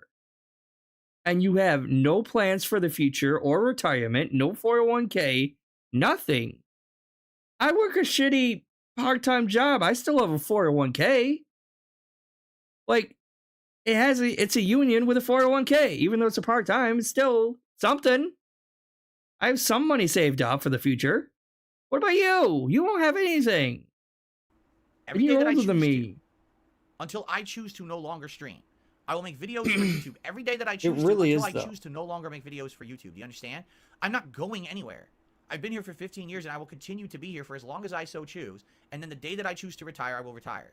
Nothing anyone says. Retire. Oh, okay. How are you going to retire on, Phil? Are you secretly saving up money? I highly doubt it, because we keep seeing your name on the WWE Champion leaderboards rise every fucking time you get a tip. So what are you saving up for, Phil? Are you saving anything up? Probably not. Oh, but you're going to retire from streaming someday, huh? And what are you going to do, huh? For what? Where are you going to get that money from, Phil? You're going to bleed Cat even more dry than usual? At least Cat will have a 401k at some point. More than you could say. Anything is going to change that. They can't. They've tried. They failed. Nothing's going to change it. Okay? No one's trying to actually take you down. You do realize that, right? So, there you have it. That's my philosophy. So when you ask me all these questions about this stuff, wow, what a smart philosophy. there you are. So And the funny part is that you get a troll. Like, for example, this person did a super chat and says, I'd rather watch an ad than be asked to donate. You just donated. You just donated. I didn't ask you to. You just did. Yeah, but you So constantly you just literally donate, though, did the idiot. biggest hypocritical thing. I mean, I wouldn't have given him any money anyway, because never give money to DSP. It's never worth it to give any money to him whatsoever. So I would never have actually given him money. But, that being said, yeah, it's better to have you take an ad than listen to you fucking shill and fucking beg for money all the fucking time, because we know what's coming, Phil. You do it every 2 hours at least. You possibly could have done, right? You're full of Oh, crap. but that And that's the truth. invalidates No, his message, Most people though, right? would rather willingly contribute to something they like than be forced to do something No. they don't want But to do. That's the truth. But you make it mandatory for your fans, though, Phil. You fucking gaslight the shit out of your fans and financially abuse them constantly to try to guilt trip them into giving you money and yet you have the audacity to claim that your content is free when it really isn't.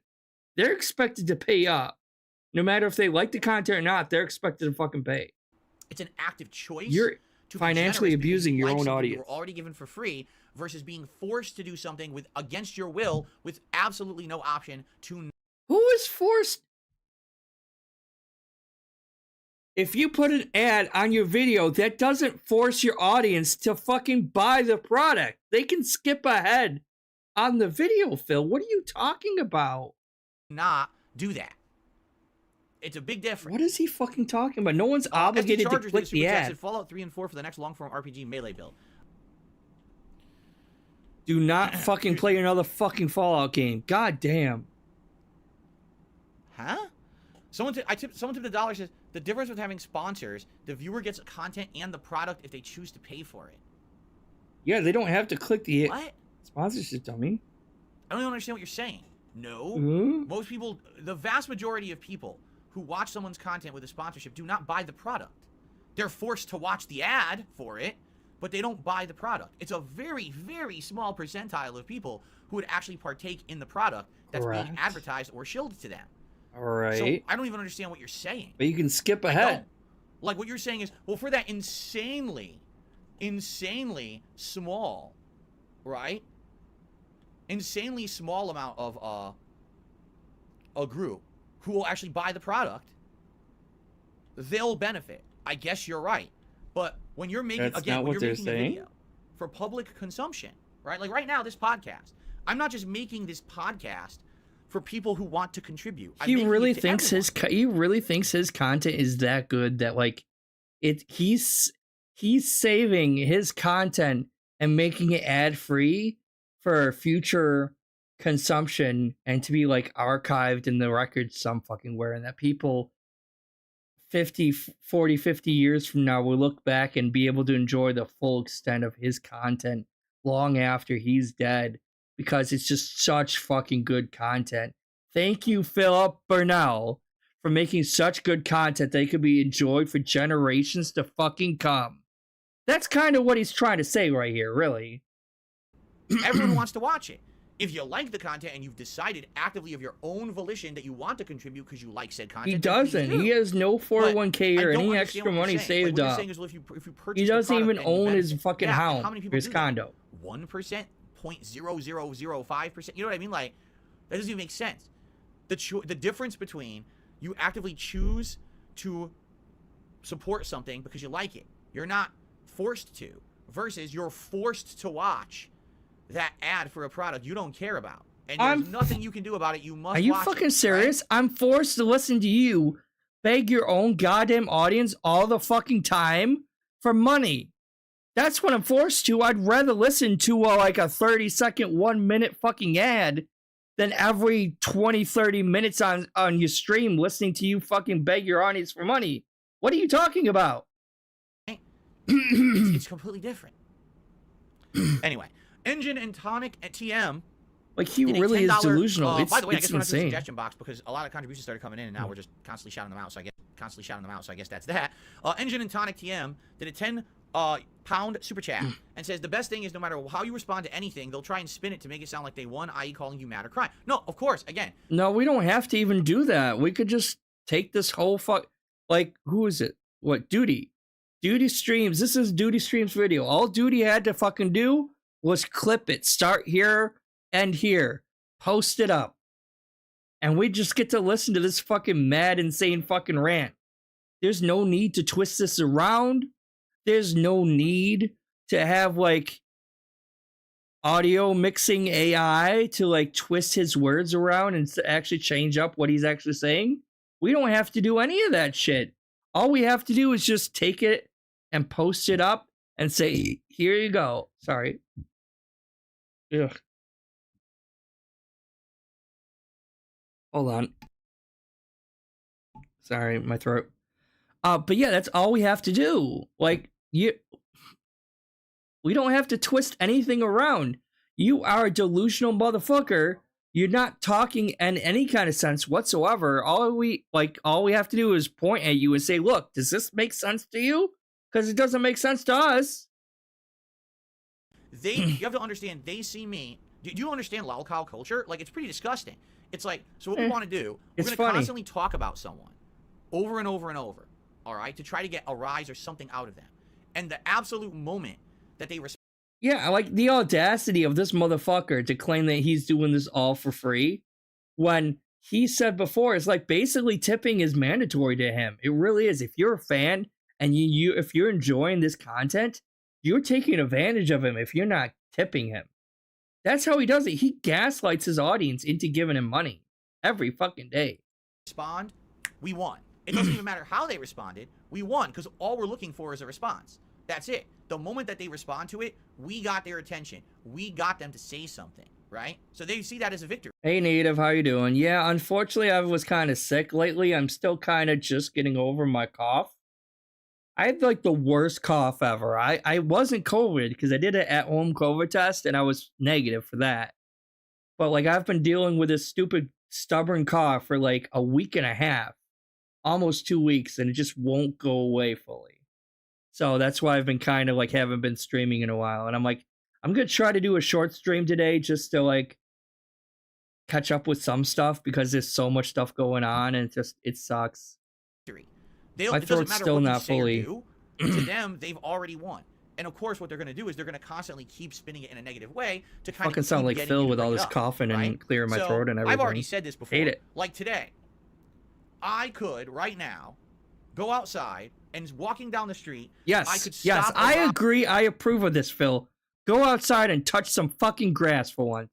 Like an old woman could be getting held up, and I could run up and punch the dude right in the face. You would never do that. You would run the fuck away if someone was getting robbed. What are you talking about? Throw him down the street. Save the woman. You would never do that. Hold on 1 second. And I could turn. With your scrawny ass little arms, you're gonna like punch someone and throw them down the street? Really? With those little fucking toothpicks of an arm that you have, all your muscles have fucking atrophied from sitting on on this chair for 15 years playing video games, dude. What are you talking about? Turn around and a car accident happens and I pull a person out of the car that's on fire and I save their life. All right? And then all of a sudden the earth opens up. Fucking fantasy land over here. Like, holy shit. Oh, I remember this part. Yeah, this is fucking insane. Right? And people are about to fall down this big pit in the ground and I start pulling people away from the edge. Oh, get back, everyone. Get to safety, right? And then aliens could come down out of the fucking sky. Just listen to this. Open their doors like, we are invading. And I could run up and say, fuck you, and kick the alien right in his alien genitals and throw him back into the spaceship. And he thinks this is funny. With some kind of deadly disease. All right? And then they all die, and I save the entire planet. Yeah, he infects the aliens with gout. And they're like, oh, fuck this. This asshole just gave us gout. Back to the spaceships, man. Get out of here. This situation, I save everyone. All right? And what would happen? Those people who don't like me would literally go on their stream and be like, and since we're in Fantasyland, I would like a pony and a Lamborghini. And I bought I built a like $2 million mansion too. Why not? You know, just why not? We're in Fantasyland. We're just making shit up right at this point. Were you aware that when Phil was doing that, a napkin fell out of his pocket and he littered? And all they would do in the entire video is talk about how darksydephil litters. That's it. They would ignore everything else that happened that day. None of that matters. That's how those people are. What kind of fake false analogram are we talking about here? Like, are you fucking serious? Like, I mean, obviously none of that shit's ever gonna fucking happen because you're not saving anyone from anything, Phil. You don't give a shit about other people. Your toothpick arms aren't gonna save you from any sort of fight whatsoever or any confrontation. An old elderly lady could beat the shit out of you. What are you talking about, first of all? And second of all, it's not like there's this false like equivalency going on here. He's like pretending that like I mean, obviously that's never gonna happen, right? But like, let's say like he's trying to like portray it where it's like he's actually on his streams every single day doing like a really good job, not hurting anyone, like doing like all this for like the sake of his fans, and it's 100% free stream. That's kind of what he's trying to get at. Like he's like this fucking philanthropist of a fucking streamer over here sacrificing his free time to give you all poor menial peasants and serfs some enjoyment and entertainment in the darkness of your lives, and this is the thanks he gets in return? That's kind of what he's trying to like portray over here. I'm like, are you fucking serious? The fucking ego on this motherfucker is insane. You know what I mean? So, to me, I don't give two rats' asses or craps about any of that stuff. I don't want anything to do with any of it. You know, I stay away from it. And Phil's the kind of dumbass who always has to get the last line in an argument and never knows when to shut up, so he always takes it way too fucking far. Like, yeah, and exactly, Harry. No one's asking him to stream all fucking day. I said earlier, he could cut it down and just stream one time a day, and he would get the same amount of money, if not more so, than he already gets. If he cut it down, got rid of the pre-stream podcast, and streamed for like 3 or 4 hours every single day, just that, one stream for 4 hours, he would get the same amount of money, if not more. And he would have more time to like get a second job, actually spend some time with his wife that doesn't even give a shit about him. I don't know. You know, let them say But what they the want real to say. thing is he has nothing else to do. That's why he streams so much. It's not really about money because he still has more than enough money. He wasted all, but he still has plenty of money. He just doesn't have anything to fucking do other than this. He has no real life. He has no actual hobbies. He doesn't really play games, enjoy playing games. That's why he doesn't play any games when he's not streaming. He doesn't read. He doesn't have any creative outlet at all, really. You know, that's why he streams so fucking much. And yeah, like, if he did fucking stream one day a week, like the 3 or 4 hours stream, like, and then like he wouldn't even have to really cut that up into pieces, really. You would just put the one stream out, have people watch that. But no. Let them do what they want to do. That's how they handle it. And again, that's why you notice I'm not specifically addressing anything anyone says or does about me. Yeah, exactly, Native. It's like he loves to pretend that he's like this big badass because he's behind this the internet screen. He thinks he's all tough until he actually gets walked up to in real life, and then he acts like the biggest fucking pussy. It's typical Lolcow behavior, really.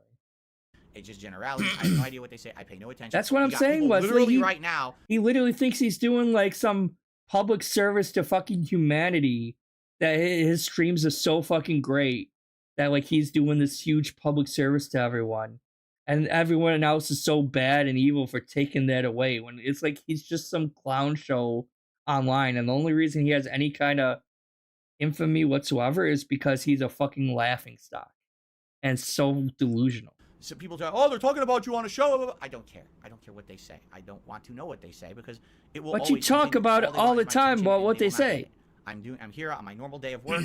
I will continue to do my normal day of work away from all of their nonsense. Okay. Well, not to mention that, but he's doing everything he can to branch out away from actually playing video games. Like, he created the whole DSP React thing after years and decades of shitting on React style type content, and now he's doing the same fucking thing because he's trying to do anything to branch away from video games because he's old. He's old, and he's obviously losing any sort of like hand-eye coordination, so he's like not even hitting the right fucking buttons at this point. He's like aging twice as fast as a normal human being. So like, yeah, he's 41, but he's really like 61 or something like that. It's really fucking bizarre. Sambuca did a super chat. He says, "What brand are those stretchy gray lounge pants?" Phil, your days are done. Why is it? Hold on a second. What the hell is that? Why does it keep skipping like that? The fuck? All right, I think all right, we got this one, and that one. So let me close that. Which one was this? Insane coat feeling attack. I'll save that one for later. Let me just make sure, because this is my whole to work list right here. I'm just looking. Because I got like these 3 here. But let me just see what else we have here. Some of these I have to actually go over and see if they're worth.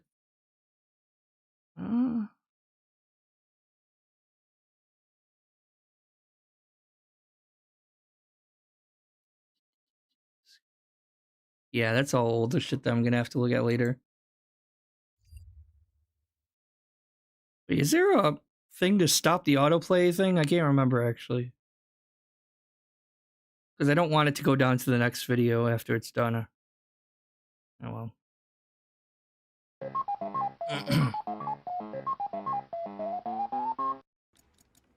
Let's save up. Next, we gotta go to this stupid cabaret club. It's gonna be dumb, I'm sure. All right. We got more from Asexual Phil over here, guys. Hold on.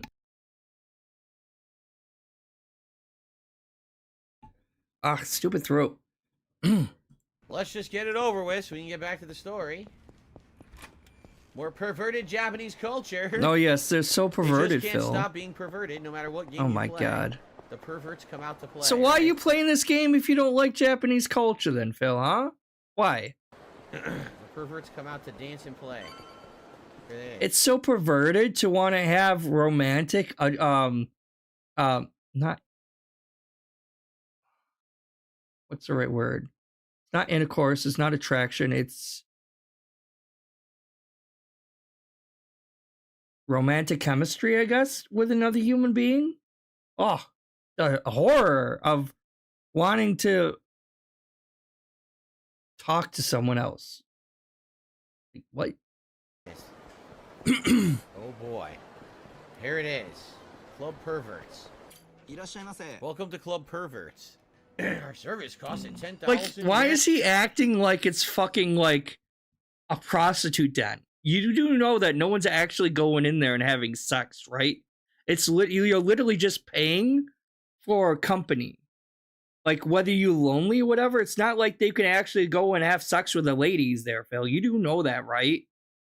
And I love it how it's like not even infatuation. I don't remember what the hell the word is. It's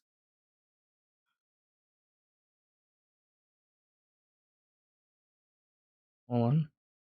What's the right word? Like just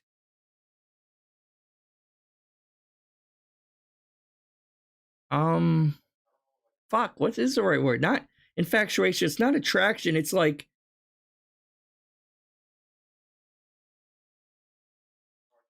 romantic companionship, I guess is the closest thing I could have.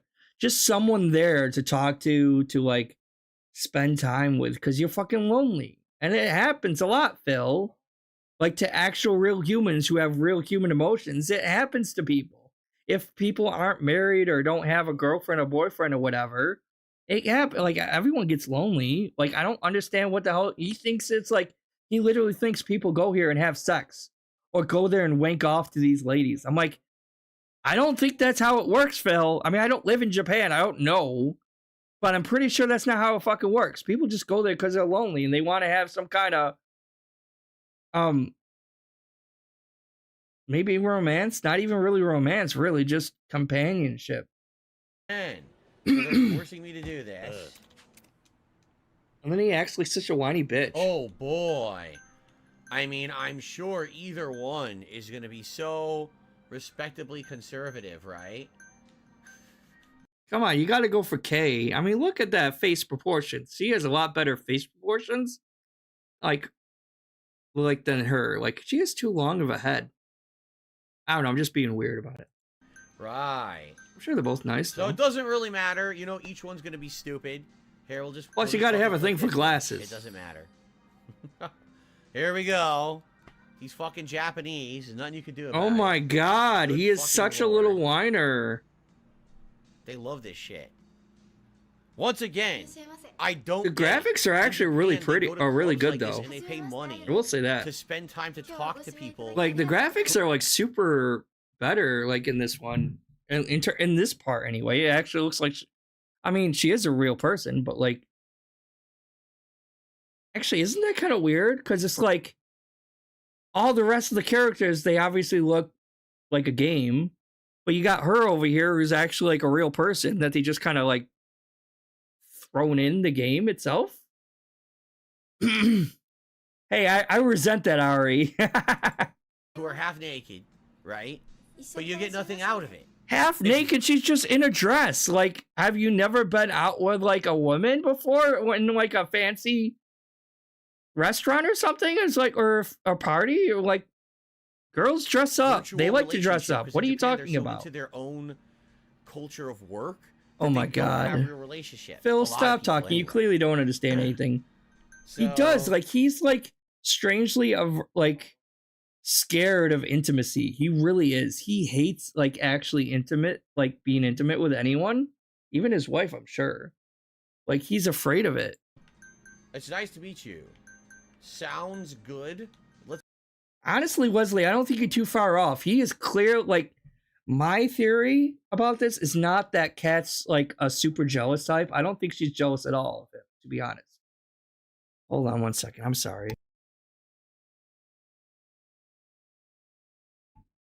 Oh, that's cool. If that is because like it's obviously he's a real person, so that is really cool. No, my theory is not that Kat's a jealous person. It's really he is super insecure about his own manhood, right? He probably has extremely low testosterone, probably can't get it up, and has ED of some sort, and probably can't really even handle it in bed, right? So he's very insecure about himself, and so he's like scared of any sort of public displays of romance, any kind of intimacy shown in public. He's afraid, not afraid, he doesn't like it because it reminds him of his own insecurities and his own failings there, right? Yeah, exactly though, Wesley. It's like it's very much like fucking Mike Pence with his wife. This like extremely neutered fucking this fucking extremely neutered like neutered way to look, like Mormon sex-free way to look at life in general, right? That's what it kind of feels like to me. And this is coming from a fucking furry that is technically asexual and is like transgender, so I'm on a bunch of hormones and like, but I still think like a normal person. Like, it's not like I act like a prude in fucking public like fucking DSP does all the fucking time. Like, even I don't act like this, and I'm like an asexual, like, so I don't experience sexual attraction to anyone, right? Like, these two girls, they look fine, they're really pretty, I'm sure, like, but I'm not sexually attracted to anyone or anything, right? But even I like don't act like this prude motherfucker. It's weird. Let's enjoy ourselves. We'll see how you do. There you go. Maybe. I think it's just the way he is. He's a very prude. You're gonna get no money from me. $0. Oh, I think so. There's no way he and his wife is sexual at all. They it's a fucking like roommates type of situation where they're just like roommates living together at this point. There's no way. 0 yen. You get nothing. Oh, the best comfort. You mean just pour me insanely expensive drinks that I have to pay for? That's not really a comfort. That's me spending all my... Here you go. Let's have some free water. That sounds good to me. Typical DSP date with his wife Kat. Honey, we're finally on our honeymoon. Let's have some nice free water. Confirm that free water. Sure, Phil, whatever. That's great. Like, exactly. Like, you can walk up and have like a dinner with this lady or go to these clubs or whatever. That doesn't mean like you're cheating on someone, right? Like, because you're not doing anything with them. You're just there for their company, really. And I think the vast majority of people that do go to these kind of clubs are more like lonely and like wanting some sort of company of somebody than actually like horny and like, oh yeah, we're on a date. I love you. Oh, like, you know what I mean? But I'll get all the cheapskate shit. No, you can't There's have no that. way, Darksy. I'm not paying for your drink. You're paying for that. Was it cold out? Valuable work skills dressing on days off. Valuable work Dressing skills. on days off. I want to see what Whatever that kind of clothes she likes. What's important in your line of work? Killing A people, discerning apparently. eye for people. Isn't he the ability to Yakuza? resist temptation. Power and speed. Here you go. The ability to resist temptation. My God, you're such a little bitch about stuff like this. 0. She likes that answer. You're not gonna like that answer because I ain't giving you any money. I think they designed it that she likes everything. I'm giving you $0. My dream. Yeah, it's like once you go down that rabbit hole or the vortex, I don't think you can ever really get out. Drinking habits. You seem like you could hold your liquor. Yes, I'm a horrible alcoholic. Here we go. Wait, what was that, Phil? Wait, on what? You could hold your liquor. Yes, I'm a horrible alcoholic. You seem like you could hold your liquor. Yes, I'm a horrible alcoholic. Here we go. You seem like you could hold your liquor. Yes, I'm a horrible alcoholic. We know you are, Phil. We know you Here are. we go. Now, if I was Like a a detractor like he claims I was, I would just take that one section of him saying he's a horrible alcoholic, take it out of context, and post it all over the place. It's like, see, Phil admits he's a horrible alcoholic. Yeah, I'm not doing that. Fish. Like a fish. She likes that? She likes... It's designed that she likes anything you say. How are you not understanding that, You're a Phil? hardcore alcoholic. She likes the alcohol. She likes... Yeah, I know because I have played some of the Yakuza games, but you see some of those finishers in that game of Kiryu fighting people. Some of those fucking people straight up died in those fights. Like he'll knock people out, like crush their skull with a bike or like toss them like over a building and stuff. Like I'm pretty sure some of those people would have died if that was a real game. I don't know, Kiryu. Likes alcoholics. He tries not to kill people, yeah, Wow. but in some of those fights, people would have died. No, I'm not drinking with you every day. I'm not drinking with you at all. Fuck your present. You get nothing. Leave. You don't get a present. You don't get a honeymoon. Your fucking honeymoon was going to Connecticut in the first place, bitch. Now get back over there and make me some fucking dinner. What a true misogynistic pig. The club. Good. That was really stupid. That's what I'm saying. That was incredibly stupid. Why? It seemed I fine. paid nothing though, right? I didn't give a gift. I didn't buy the drink or anything. Oh, you're so frugal with in-game money. If only you were frugal with your actual money in real life, So I got off instead of wasting it all on WWE champions. Honestly, it's one of two things. It's either like he's extremely uncomfortable in these types of situations because it's women, and because maybe he's secretly closeted. And there's nothing wrong with that. Like, I'm trans. It's fine if he was gay. But it's funny because he, like, if he is gay and he's just trying to hide it and, like, over exaggerate to such an extent that he's, like, a total prude in order to hide the fact that he is gay because he's clearly uncomfortable with women, right? He's clearly fucking uncomfortable with women. But if a guy fucking chased him around with a fucking towel around his waist, like in that one Like a Dragon game, he freaked out and was loving it so fucking much. Anytime any of these Yakuza games there's a guy naked or almost naked, he's like all over it. But a woman wearing a fancy dress, oh my God, he's super prude over here. Like he really has to be closeted gay. And there's nothing wrong if he was gay, but it's fucking funny because he won't come out of the closet, he won't admit it, and he goes like total 180, flips the other, like the switch to super Puritan mode, super prude over here, and fucking pretends that like he hates every kind of woman ever made. What nonsense. How many people will buy this game and spend endless hours in that club, right? Probably no one, Phil. I mean, they're probably buying the game for the actual game itself. Probably. Those Japanese, man. Oh my, now you're just Can't being get enough of racist. their Okay. virtual relationships. What an idiot. Alright, so I know that.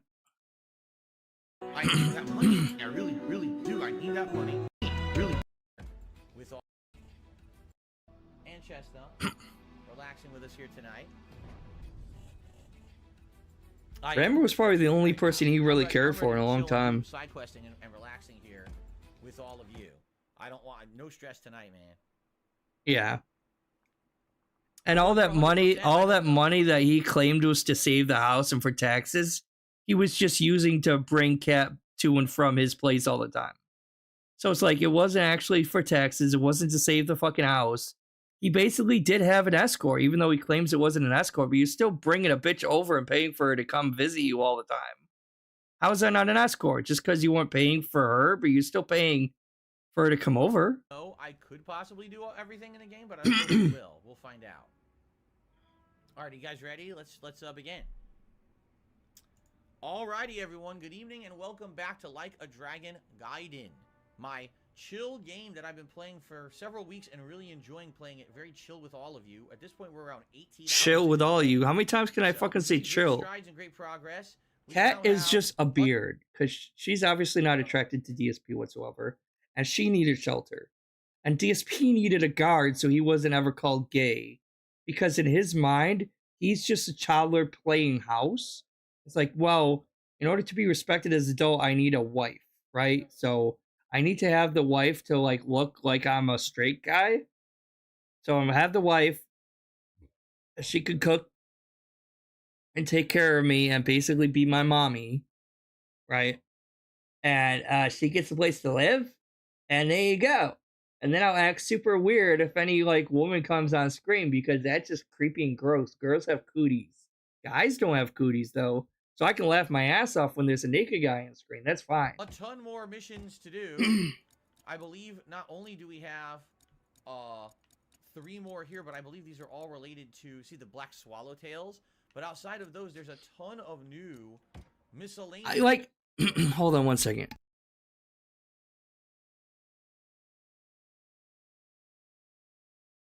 Like in today's day and age, I'm surprised that these Yakuza games haven't had like a gender inclusive cabaret club. Like they should have cabaret clubs with men and women in it. So Phil could then choose the guy option so he's not freaked out and super prude, and he could just have like a handsome guy to talk to instead. He'll probably be totally 100% different if that was the case, because then he'd be like, oh, hey, I can choose a guy now? This is awesome. Picks a guy, and then he's like, oh, wow, this is awesome, and ends up spending a lot of money on him or something. And he's like, okay, now I can see the appeal of these clubs now. Ones, photograph the boat guy, the hidden ones challenge, a quest for Ono Michio, and a fighting, and there's more. Ono Michio. How the hell do I play Bing Golf? And what's a quadro? What is he talking about? I have no idea how to play this. How do you fucking play this? Bing Golf? A quattro? What's a quattro? Right? Does anyone He's know what very a quattro special. is? Quattro would probably mean 4, Phil. Oh my Golf. God. Anyone ever played this and know how it works? 4? Yeah, but how do you do it? Probably you'd shoot the putt and... It doesn't explain. Oh my god. This is the same motherfucker who is having issues with Baldur's Gate 3, obviously, and is upset that the game isn't explaining every single little thing, when really it probably does, and he's just skipping past everything he could. The middle? I don't know. Maybe if it's supposed to be bingo, right? Do I need to get every number? How many shots do I have? 10? So maybe I have to do all 9 and then hit the middle, right? Maybe I do all 9 and then I hit the middle and it gives you the 4. Maybe that's what it is. So let's see if we can do this. Here's 1. How the fuck do I do this? And keep in mind, this is the stream he is doing as the Night Chill stream the same day that he premiered Baldur's Gate 3. So he made like what? He made all of his tips goals on the day stream of Baldur's Gate 3, and then he doesn't capitalize on any of the not the revenue, the attention that is getting. Like, he doesn't capitalize on the momentum that he was getting from Baldur's Gate 3. Instead, he chooses to play this as a night stream instead of Baldur's Gate 3 again.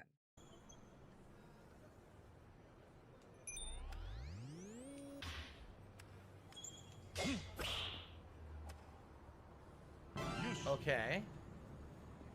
Yeah, he was really cringy. Like DSP was super fucking cringy back in the day. Like he would be like, oh, boobies, like a fucking 5-year-old would, right? And now he's like the exact fucking opposite, where he's like literally scared of women. It's fucking insane how much he changed. And then he really didn't change, but then he did. In that aspect, he definitely has changed. He's still, yeah, even if he was view botting, he still made all of his fucking tips goals for the Baldur's Gate 3, though. Good night, Mackie. Have a good one. Hopefully things get better for you, all right? Yeah, I mean, he was like, he still made all of his tips go, and then he capitalizes on it by playing this fucking game in the night stream. Instead of playing, like, I mean, it's obviously people want to watch you play Baldur's Gate 3, but you're not capitalizing on that momentum at all. All I needed to win. Very nice. Well, see, dislikes don't exist because you can't see them, though, dude. I received a $1 tip from Little Shake and Bake. Shout out to Robbie and Derek. Thank you for Little Shake and Bake for the first tip of the night. I appreciate that very much. Remember, the goals for tonight were to hit 645 members. We already did that before we even started. The other goal is to hit the tier 1 tips goal.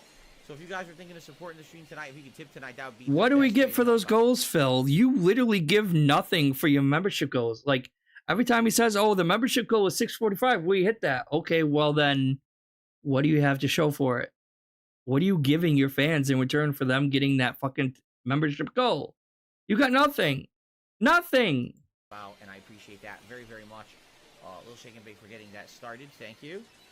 I think he hates Baldur's Gate 3 because it makes him look bad.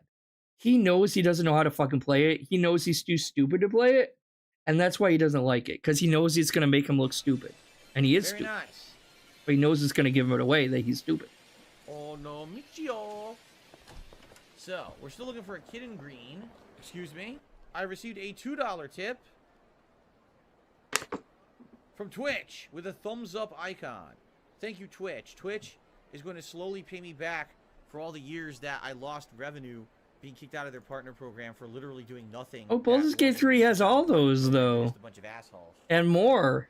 I'm actually going to be reimbursed slowly. A lot more. Tips every night. That's what I've heard But, anyway. yeah. Thank you very much, Twitch, for a $2 tip. I was going to say, why are we talking about Twitch again? Considering Oh. that I used to have regularly 800 to over 1,000 members over on Twitch, that's a discrepancy of 200 to 400 a month.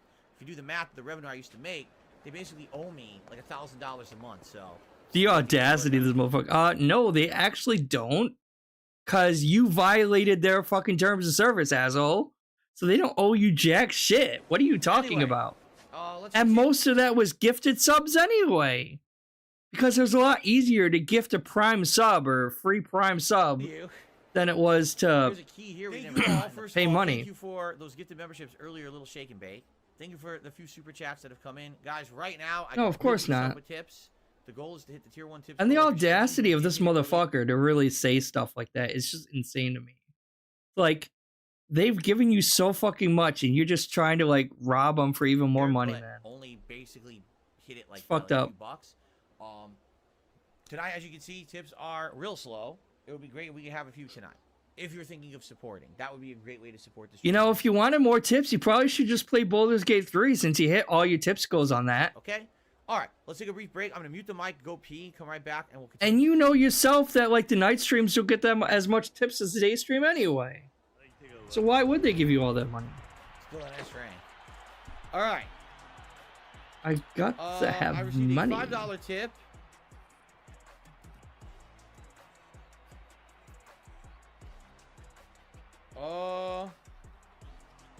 What? It's an insanely huge message about Baldur's Gate.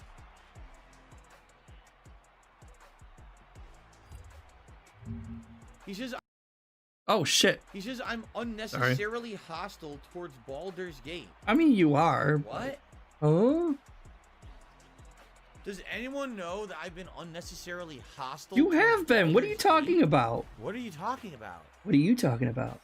Someone tipped $5, says, I don't want to come back to watch you play Baldur's Gate because you're unnecessarily hostile towards the game.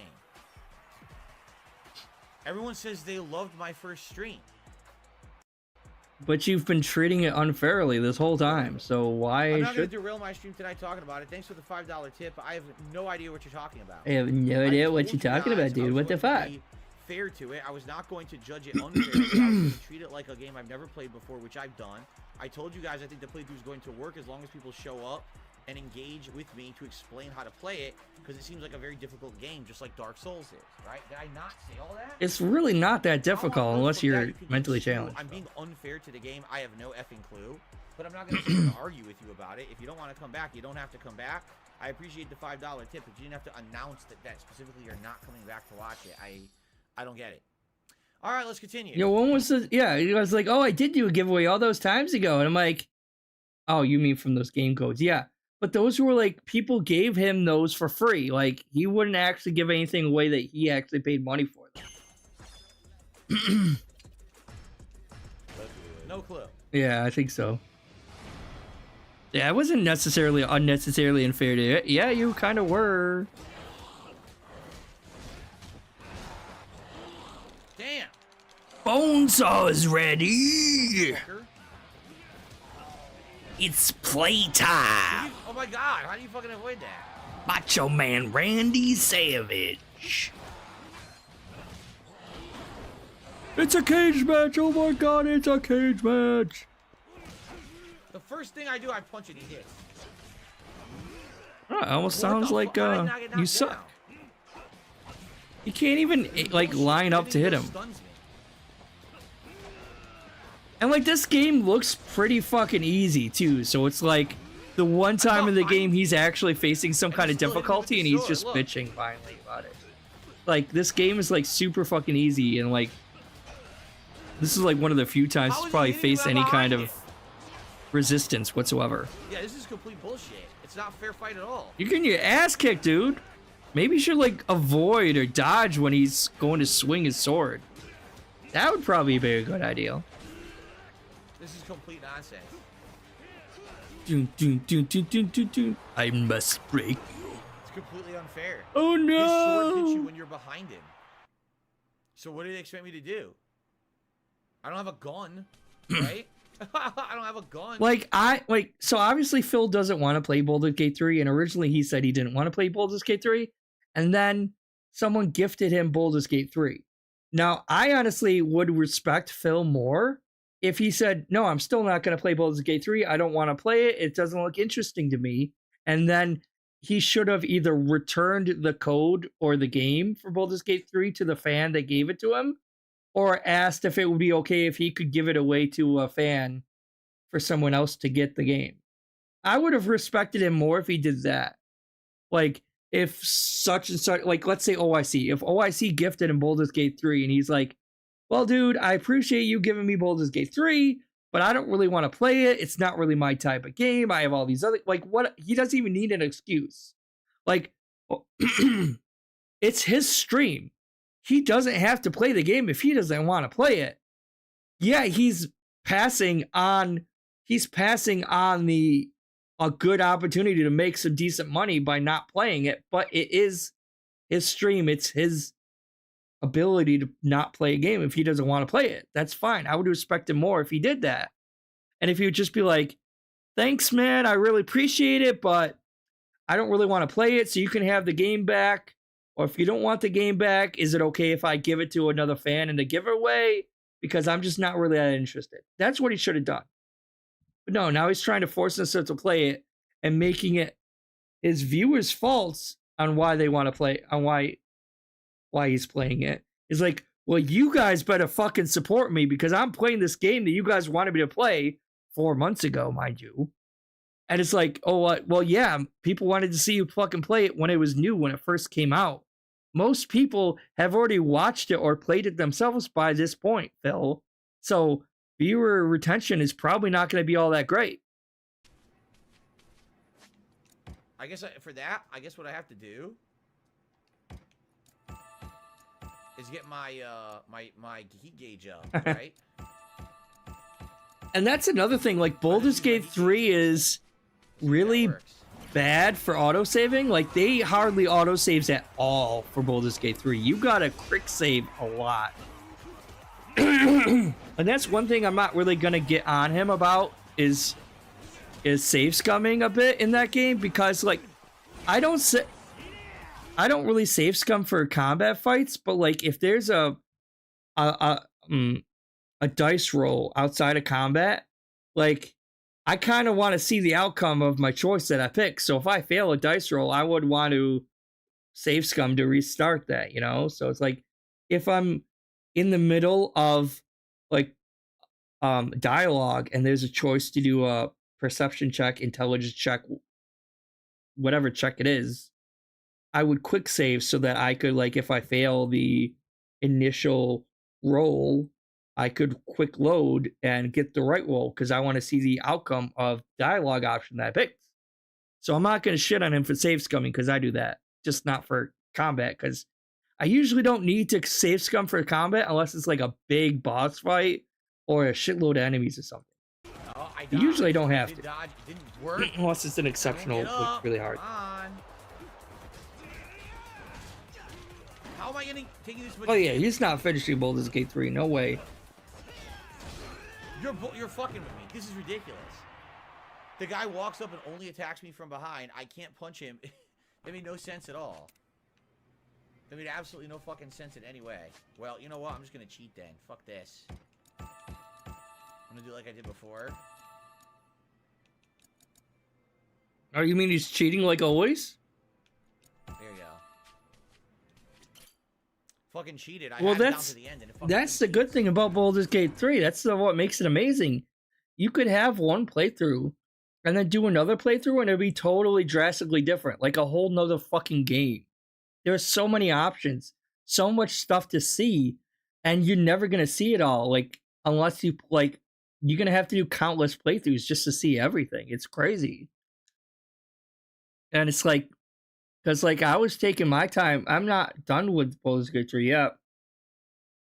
I'm about 74, 75 hours into it, and I'm in Act 3, like beginning of Act 3-ish. I'm about 75 hours into it. Finally got to the actual Baldur's Gate town. And I'm already kind of wanting to start a new game, a new character. I'm like, okay, I'm ready to start a new character. But no, I'm going to finish the game first. But that's the good thing, is endless replayability with that game. It's so good. And there's so much stuff to see. What the fuck?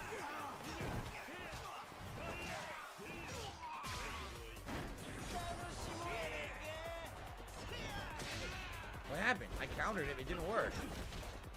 See what I mean? Now, what the fuck? Did you see how much damage he just did to me? Wow, it's completely cheating. He's barely touching me, and he's fucking taking my entire health bar with little glancing blows. The game's fucking cheating like crazy. What a bunch of bullshit.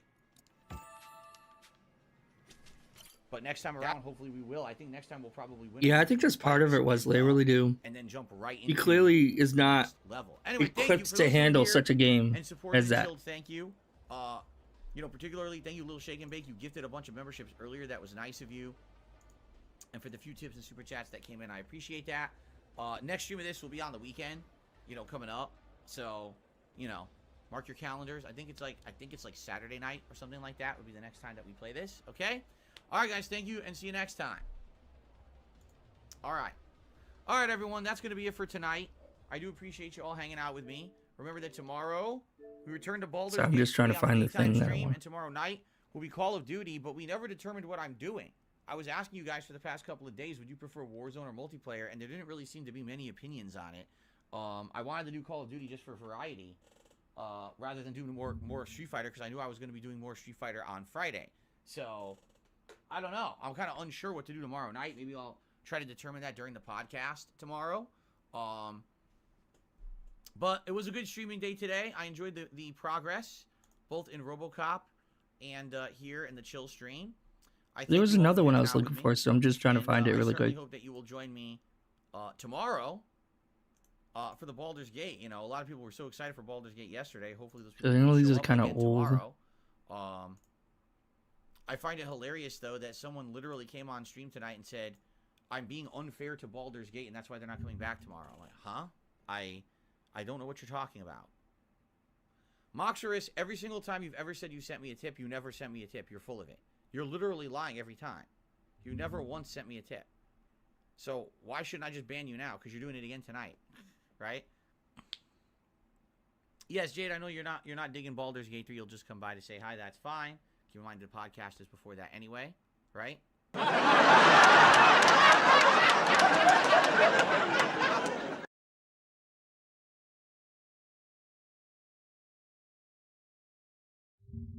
All right, I think we got these ones, and then I think that'll be it. Phil, your days are done. Slow down a second, jeez.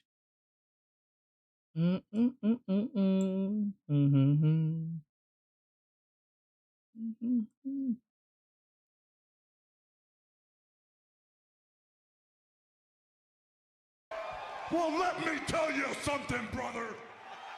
Snort, snort, snort. Kogan. Drip, snort, snort. I got the drip. Go. Now, the other big criticism of the Game Awards. This is one that I had talked about Get your way early on this year. hand and out of my I felt face, this please. was going to happen. And ladies and gentlemen, it has happened exactly as I had predicted. Oh no. Hogwarts Legacy has been completely snubbed by the Game Awards. Now, keep in mind, Hogwarts Legacy in February was an insanely well-selling game. All right? It really wasn't, Phil. It was not that good. Even though critics half the time refuse to even play the game because of the politics of the creator of the Harry Potter universe, J.K. Rowling, they decided that this game didn't exist. But for those who actually played it, and for those who actually reviewed it, they pretty much all agreed it was an outstanding game. It's the best Harry Potter game ever made. It's a game with incredible... Well, that's not that big of a boast, really, because like there's only been a very few fucking Harry Potter games out there. And what were they for the PlayStation 1, the PS2, maybe GameCube? Wow. That's really pushing the envelope, huh?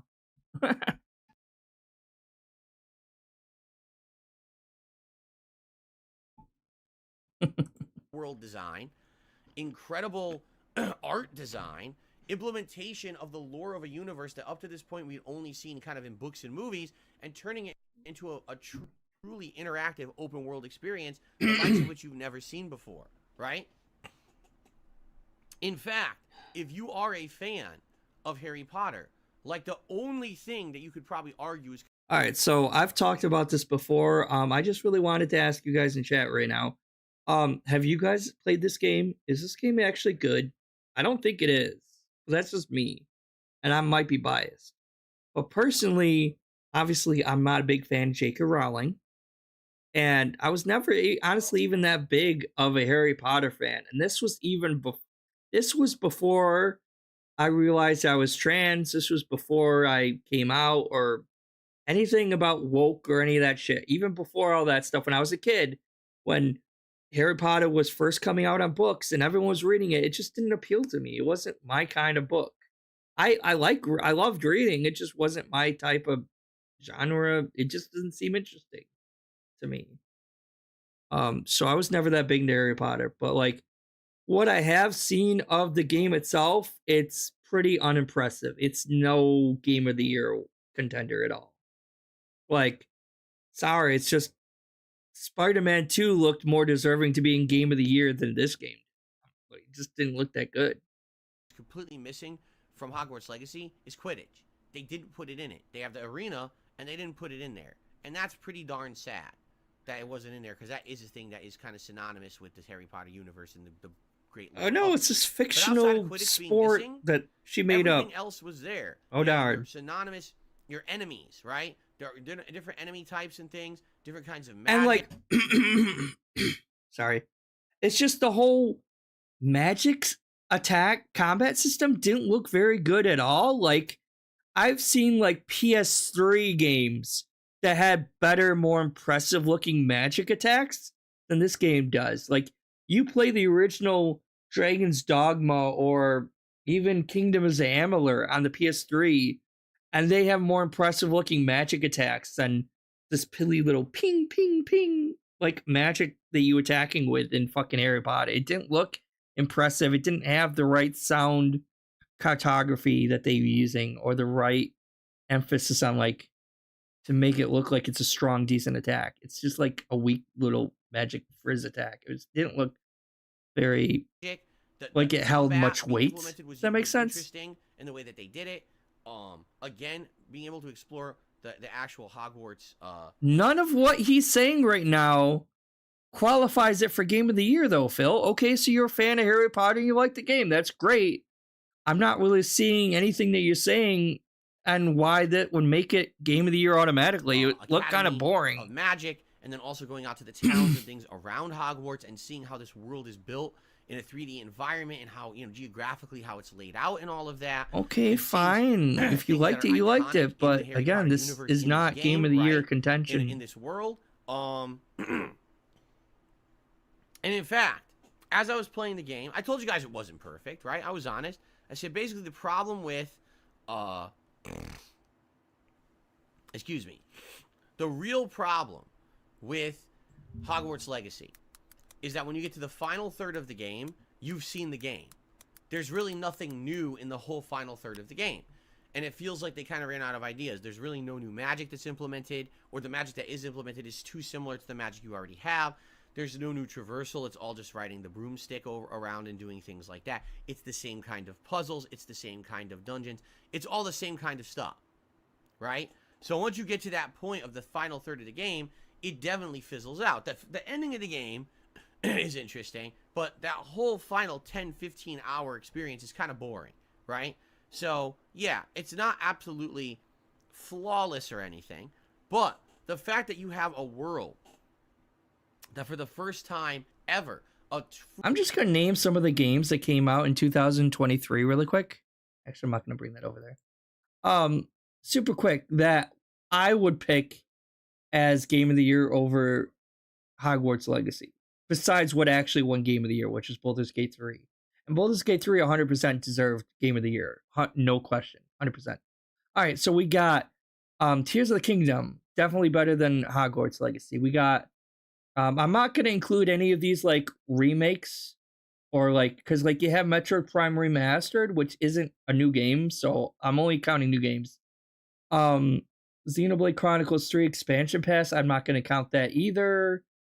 Super Mario Wonder, probably better. Sea of Stars did win Indie Game of the Year, and that's a really fucking good game. I would pick Diablo 4 over Hogwarts Legacy. Cyberpunk DLC Phantom Liberty, better. Not gonna pick that. Let's see what else we got. Ghost Trick Phantom Detective. I've never actually played that. Quake 2, Spider-Man 2, definitely better. I think that was it for. Oh no, here we go. Sorry, just seeing what else we got here. Wait, when were these released? I think that's the. Oh no, that did technically. That One Piece Odyssey game, I think came out in the beginning of this year. That's probably better. Fire Emblem Engage, that came out this year, right? That's a good game. I like that. Monster Hunter Rise, great game. Wait, Forspoken didn't come out this year, did it? I know a lot of people don't actually like Forspoken, but I honestly didn't mind it. I didn't think it was that bad. The new Dead Space, well, that's a remake, so I don't really count that. But like I said, there's a lot of games that were a lot better that could have won Game of the Year and should have been more Game of the Year over fucking Hogwarts Legacy is my point. Truly immersive, interactive version of the Harry Potter universe in a video game. Just there, it should have gotten nominations for art direction and things like that. This game got completely snubbed by the Game Awards, right? Now, yesterday I told you about how the Game Awards work. It didn't really get snubbed for Game of the Year. It just wasn't good enough. If it was a better game, it would have been recognized as Game of the Year worthy, and it would have been in the running for it, but it just wasn't. Games that are nominated for any award are nominated by 120 gaming journalists and game community insiders. What does that mean? It basically And this is the same guy who loves to say that the Game Awards don't mean anything anyway. So if the Game Awards don't mean anything anyway, then why are you caring so much if it was snubbed by the Game Awards if they don't matter anyway? means people that are goody friendly with Jeff Keighley, his buddies in the gaming industry. All right? It's not representative of the common gamer. The common gamer plays more games than a gaming journalist. Because when a gaming journalist plays a game, they have to try And to the rush through a common game to put out a gamer game review of it. apparently didn't And then think they're this on to the game was next. worthy. They don't have time So, to there you immerse go. themselves in a game world. They don't have time to play a wide variety of games because a lot of these gaming journalists are known as genre specialists. So you might have one journalist who What are plays you all the talking RPGs about? in a year, one journalist who plays all the shooters in a year, but they don't carry over. And because they don't carry over, how can you legitimately value the opinion of someone who's had only this tunnel vision view of games for the year? Now, let's be very honest. All right? Hollywood and the whole artistic community, for the most part, is incredibly liberal. They're Oh. incredibly leftist. We're going the Right? This is not- conservative rant on us here. He's pulling out the whole conservative playbook here. It's like, well, those damn woke people over in Hollywood, they snubbed this game only because J.K. Rowling is conservative and a TERF, and that's why they snubbed this game, not because the game sucks or isn't good enough. No. It has to be because Game Awards are woke, yo. a statement of opinion. This is a statement of fact. It just is. That whole community is incredibly leftist. So are gaming journalists. They're all for progressiveness. They're all for advancement of that kind of stuff. Now, I'm not against that. I Mhm. like having I'm gonna inclusion fence in it games. some more I and like have having this more variety in games, fence post right? go straight up my But- ass. With J.K. Rowling, the creator of Harry Potter, basically being an outspoken person when it comes to, being how can I say? Transphobic, homophobic, misogynistic. I could keep going Basically, people see her as being anti-trans, because she is. She's incredibly anti-trans. okay? She's a I've bigot. seen Bigot. things she said that are very anti-trans, and I've seen things that she said that aren't really anti-trans, but people take it that way. I've seen all different things, okay? Oh, I'm sure I'm you not have, here to Phil. debate that. I really don't give two shits either way what the real argument here is. This has nothing to do with The how much the problem game sucked That or when was you good. take those kind Phil. of political stances, Like, yeah, J.K. Rowling sucks. I don't like her. But, like, if the game was that good, that if I was a huge Harry Potter fan, and I don't like J.K. Rowling, but I'm a big Harry Potter fan, and the game was amazing, and I played it and I liked it, I would still play it, even if I didn't like her. But the fact of the matter is, the game just wasn't that good. That's why it was snubbed. It wasn't even snubbed, but that's why it wasn't chosen. It's not because of J.K. Rowling. right? It's just, and you somehow yeah, it was exciting for 2 seconds when it came out, and then bigger and better games came out, and then it kind of got left by the wayside because no one cared about it fix anymore. them now onto a video game. Is that really journalistic integrity? Right? Remember, there were journalists. And just to be clear, she is 100% anti-trans, transphobic. There's no way anyone could look at the shit that she said and be like, oh, she might be anti. No, she's fucking anti-trans. She's a bigot. And yeah, that's it. who outright said, we refuse to play Hogwarts Legacy. We're ignoring this game like it doesn't exist.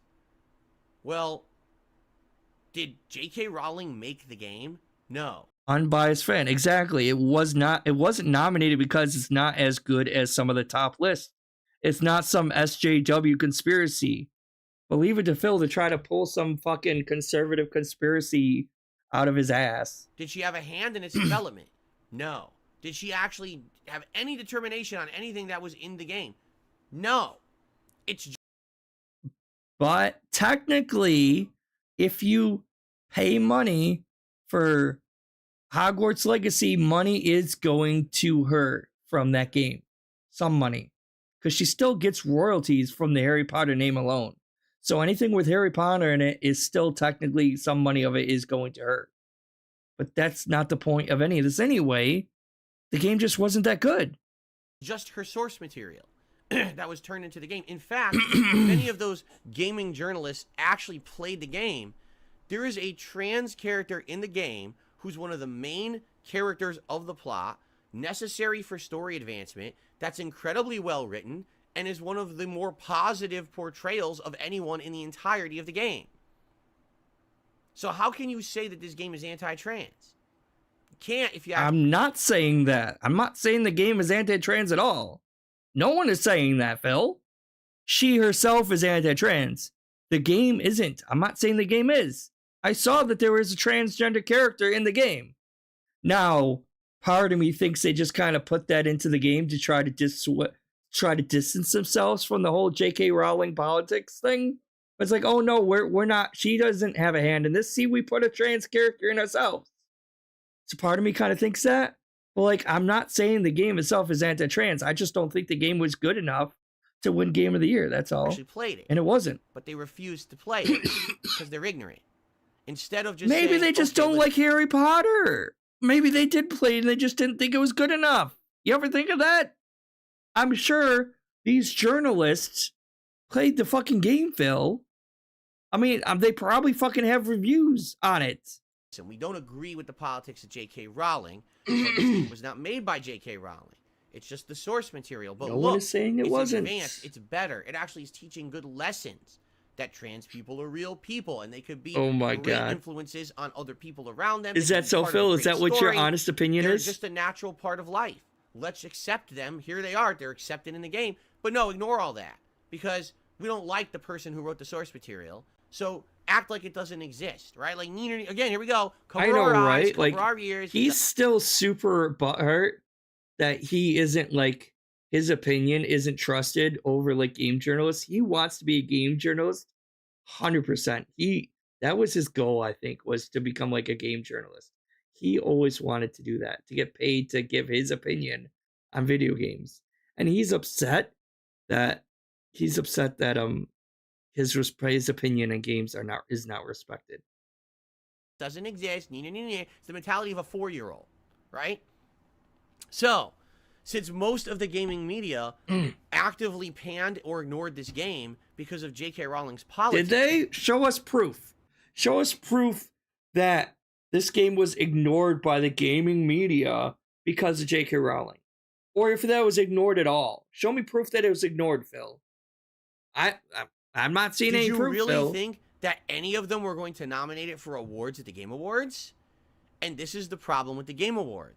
This is not representative of the quality of the games that came out this year. This is representative of the personal preferences and opinions of the friend group of Jeff Keighley. And that's not right. This is not some major conspiracy. You're just being an idiot. It just wasn't good enough. If it was better, then it would have made it. If you actually polled gamers this... If you sit down and you play Hogwarts Legacy and then you play Breath of the Wild... Jesus Christ. If you sit down and you play Hogwarts Legacy and then you right after that you play an hour of Hogwarts Legacy and then you sit down and play an hour of Baldur's Gate 3, are you going to honestly tell me Hogwarts Legacy is better than Baldur's Gate 3? No, you're not. It's not good enough. It doesn't stand up to Spider-Man 2. It doesn't stand up to Tears of the Kingdom. It just doesn't. I'm sorry. It's just not that good of a game. I'm not hating on fucking Hogwarts Legacy because it slightly might be attached a little bit to J.K. Rowling. I don't like J.K. Rowling. I didn't play this game, so I don't even know if it's good or not. I honestly don't. It just wasn't interesting to me, so I didn't play it. That's all. But from what I saw of the gameplay, it did not look good enough to be Game of the Year. It didn't look like it was as good as Baldur's Gate 3. It didn't look like it was as good as Tears of the Kingdom, Phil. It just didn't look that good of a game. I'm not hating on the game because it's anti-trans. I guarantee you, overall, gamers would tell you that that game, at very least, should be in the running for things such as best art direction and things like that. Maybe it's not Game of the Year. The graphics look terrible, though. The graphics were not that good looking. Hold on a second. Let's go on a little field trip because it's been a while. Is that Vega still on? Hold on, I'm sorry, guys. Oh, my computer. I have too many tabs open. Hogwarts Legacy gameplay. I have way too many tabs open.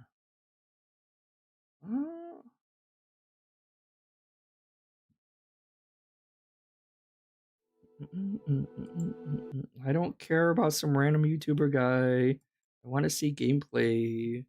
I wonder if the path we've created. I see some actual combat. To follow. It will only be impossible for one who cannot see traces of ancient magic as I can. There's no combat in the beginning, I guess. Will not be enough person. Select the South Wing region. Welcome to Hogwarts. Professor Weasley said she has more to show me. I should follow her to find out what she has in mind. That is cool. So, select the South Wing. Is there any combat in this? This looks like a bunch of puzzles. I want. This is me. Hold on a second. Sorry, guys. Combat?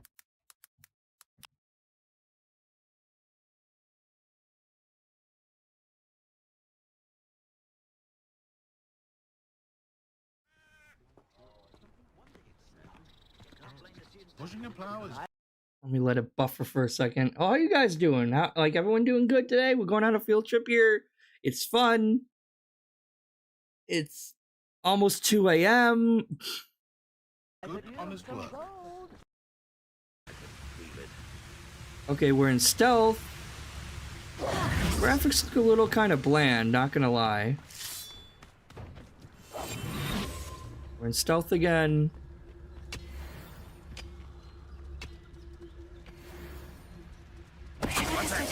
Who's there? Bring me a dozen humans to battle. I'll take more. Run the other way when they see me, humans do. Every time. Utterly. What an unfortunate disappointment!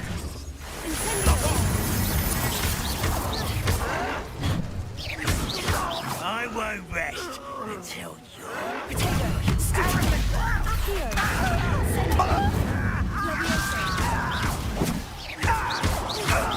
You won't get away. I mean, it looks okay. But I'm not seeing anything here that screams Game of the Year. I'm not seeing how this is better than Baldur's Gate 3 or Tears of the Kingdom. Like I said, it's not, I'm not saying it's a bad game. I'm just saying it's not good enough to be a Game of the Year. And apparently other people agreed because like I think part of the Game of the Year awards also includes like fans, like viewers Game of the Year. Don't they have a whole segment where it's like, oh, what the viewers thought was Game of the Year worthy, right? Like, well, wouldn't they have nominated this if this game was so much better than all those other games?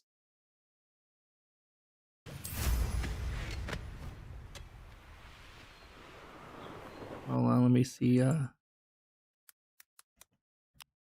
Let's see DSP's playthrough of it. Where's combat? All right, everyone, welcome back. Let's find out what the heck is in Vault 12. And he picked the ugliest character, too. Alright, I think we got some combat here. Okay, DSP, show us how good this game is, since you're champion it so hard right now. You've acquired the Wand of Lighting Charm Lumos, which has automatically been slotted to your spell slot. Lumos creates a light at the tip of your wand to help you see in dark areas. How nice. Already the game has better lighting than Oblivion. Lumos. Oblivion? You mean the game that's like 2 console generations behind this one? You mean that? Oblivion? Like, that's not a very fair comparison, now is it? Why are there more coming down? What's up with this? Oh no, it's like I have to fight them or something. This is not good. Oh, Protego! Quickly! Quickly, Progresso! Ragu! Francesco Rinaldi!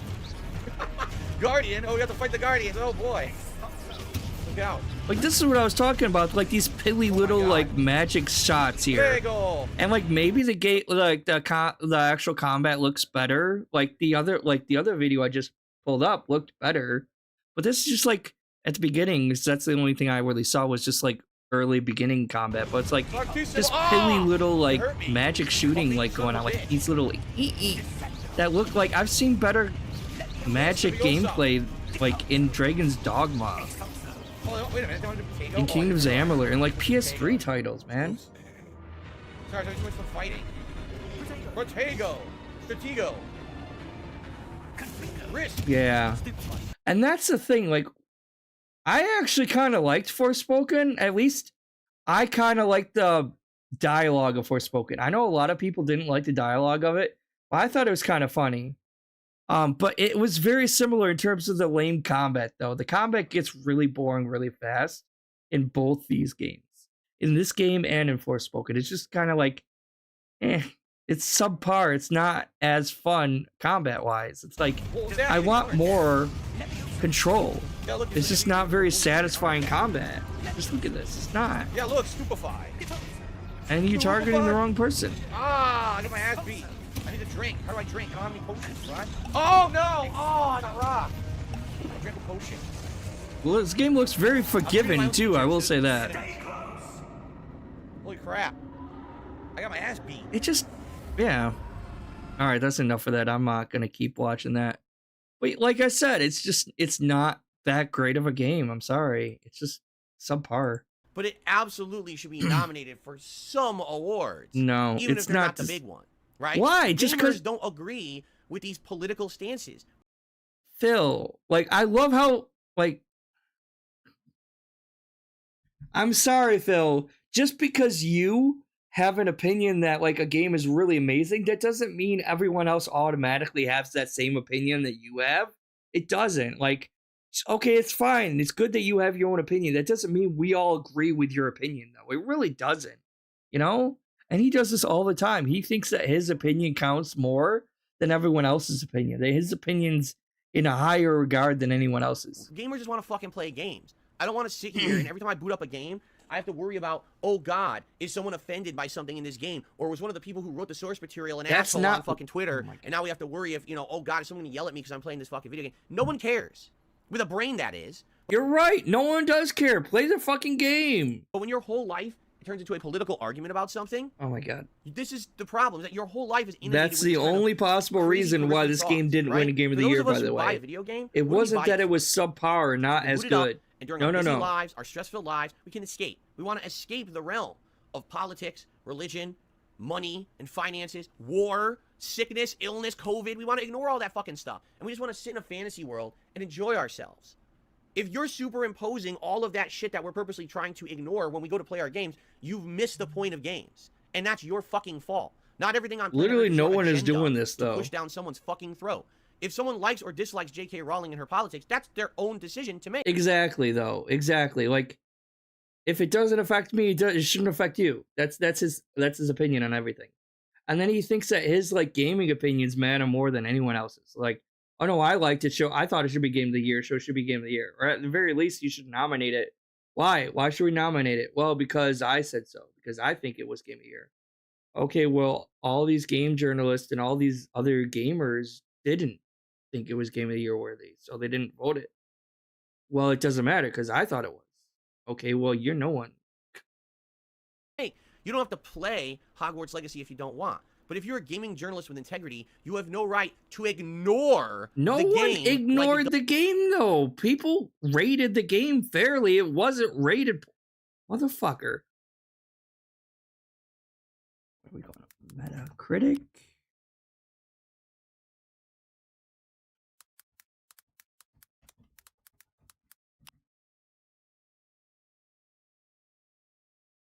Hogwarts Legacy, 84, 8.5 out of 10, 84 out of 100. How is this rated poorly? These are he's talking about critic reviews, not users. 82% positive. This game was not snubbed by game critics, Phil. People thought it was a good game. Look at all these hundreds. Look at that, Phil. But eventually it was surpassed by bigger and better games. And that's why Okay, well, let's look up what game actually won Game of the Year. See the difference, okay? 82% positive by critics. All right, let's look up Baldur's Gate 3. 96%, Phil. 96% Metacritic must play. All critic reviews, 109. 93 fucking percent. 100. I can keep scrolling. Look at all these hundreds going down here. Something tells me this game might be a little bit better than Hogwarts Legacy. Just an assumption. Phil, numbers don't lie. It was not snubbed by game critics. They rated the game fairly. They rated it positively. It was 84%. He is just making shit up to he's making shit up to pass his conspiracy theory narrative that he has right now. He's trying to pass this narrative that, oh, because of politics, the game was totally snubbed and it was rated unfairly. When it's not the case at all. He is making shit up right now. It doesn't exist. It does. You want to know what shouldn't matter? Your fucking political opinion. Because no one gives a fuck. It doesn't matter for this game. Opinion. Nope. I don't. Phil, I am transgender and I don't give a shit if this, like, I'm not boycotting this game because of it, Phil. I'm not. If you want to play it, fucking play it. I don't even think it's a bad game. I don't. I just don't think it's worth Game of the Year. That's all I'm saying. And it wasn't interesting to me personally because I'm not the biggest Harry Potter fan. That's all. I'm not saying the game's bad. Now, I'll 100% double down and say J.K. Rowling is a hateful bigot. I will say that. But I'm not saying the game is bad just because it's connected to Harry Potter. I just don't like Harry Potter. And I don't think it's Game of the Year worthy. That's all. Don't. And the gamers don't. I'm not enforcing my opinion on other people. So stop panning games because you're a fucking idiot who thinks that everything's about you. He really is an idiot. It's not. Not everything in life is about your entitled opinions about shit.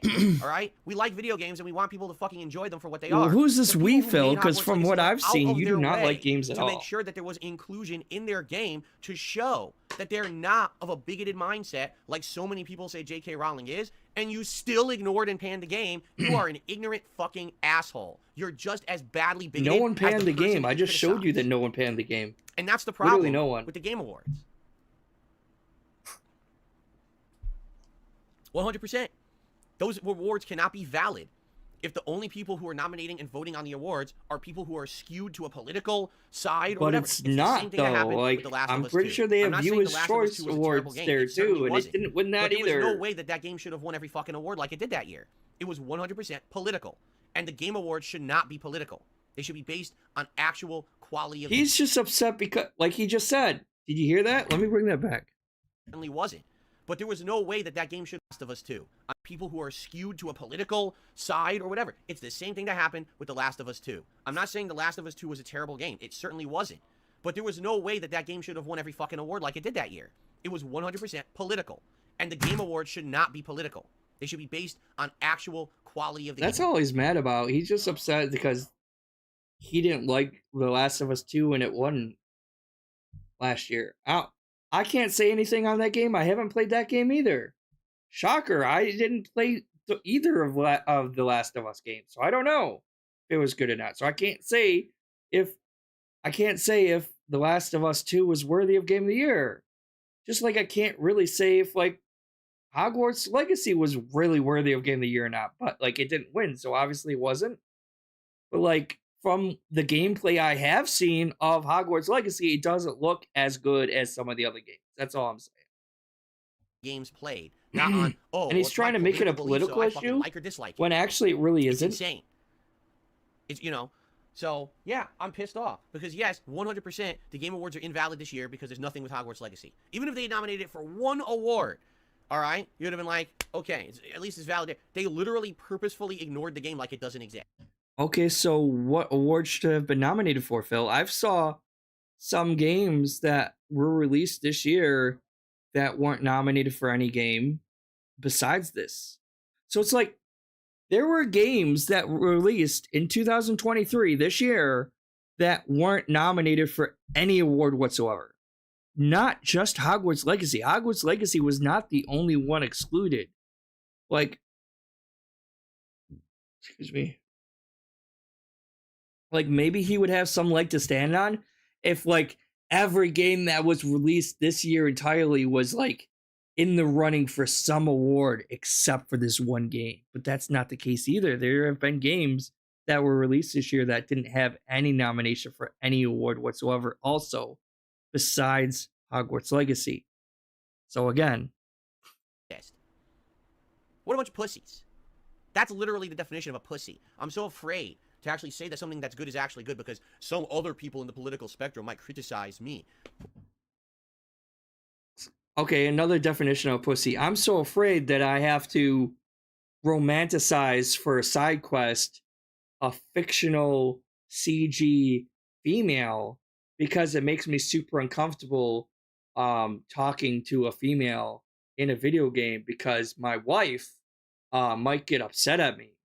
That might also be a definition of a pussy.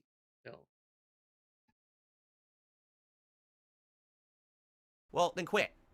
If you're not going to be legit, you're not going to be transparent, and you're not going to be, you know, truthful with your audience. I mean, journalism is supposed to be truth coming through. Reporting of facts, truth, not fucking agendas. So if you're not able to do that because you're so afraid of your community, then fucking quit. No one's afraid. Else, oh my god, this he is reaching so fucking bad. And sissies who can't fucking be honest, and instead they all gotta kiss each other's butt for certain reasons. And got, yeah, you should hire him. You should hire me. I will be a journalist. I'll get your job, and I'll do a better job than you. Problems with bigotry all over this planet, okay? And we need to tackle the real issues, right? If you believe J.K. Rowling really is a bigot against trans people, then you have the right to voice that opinion. You absolutely do. And you have a right to say you... I mean, it's pretty obvious that she's a bigot. She's not even trying to hide the fact that she's anti-trans, right? Not even trying to hide the fact.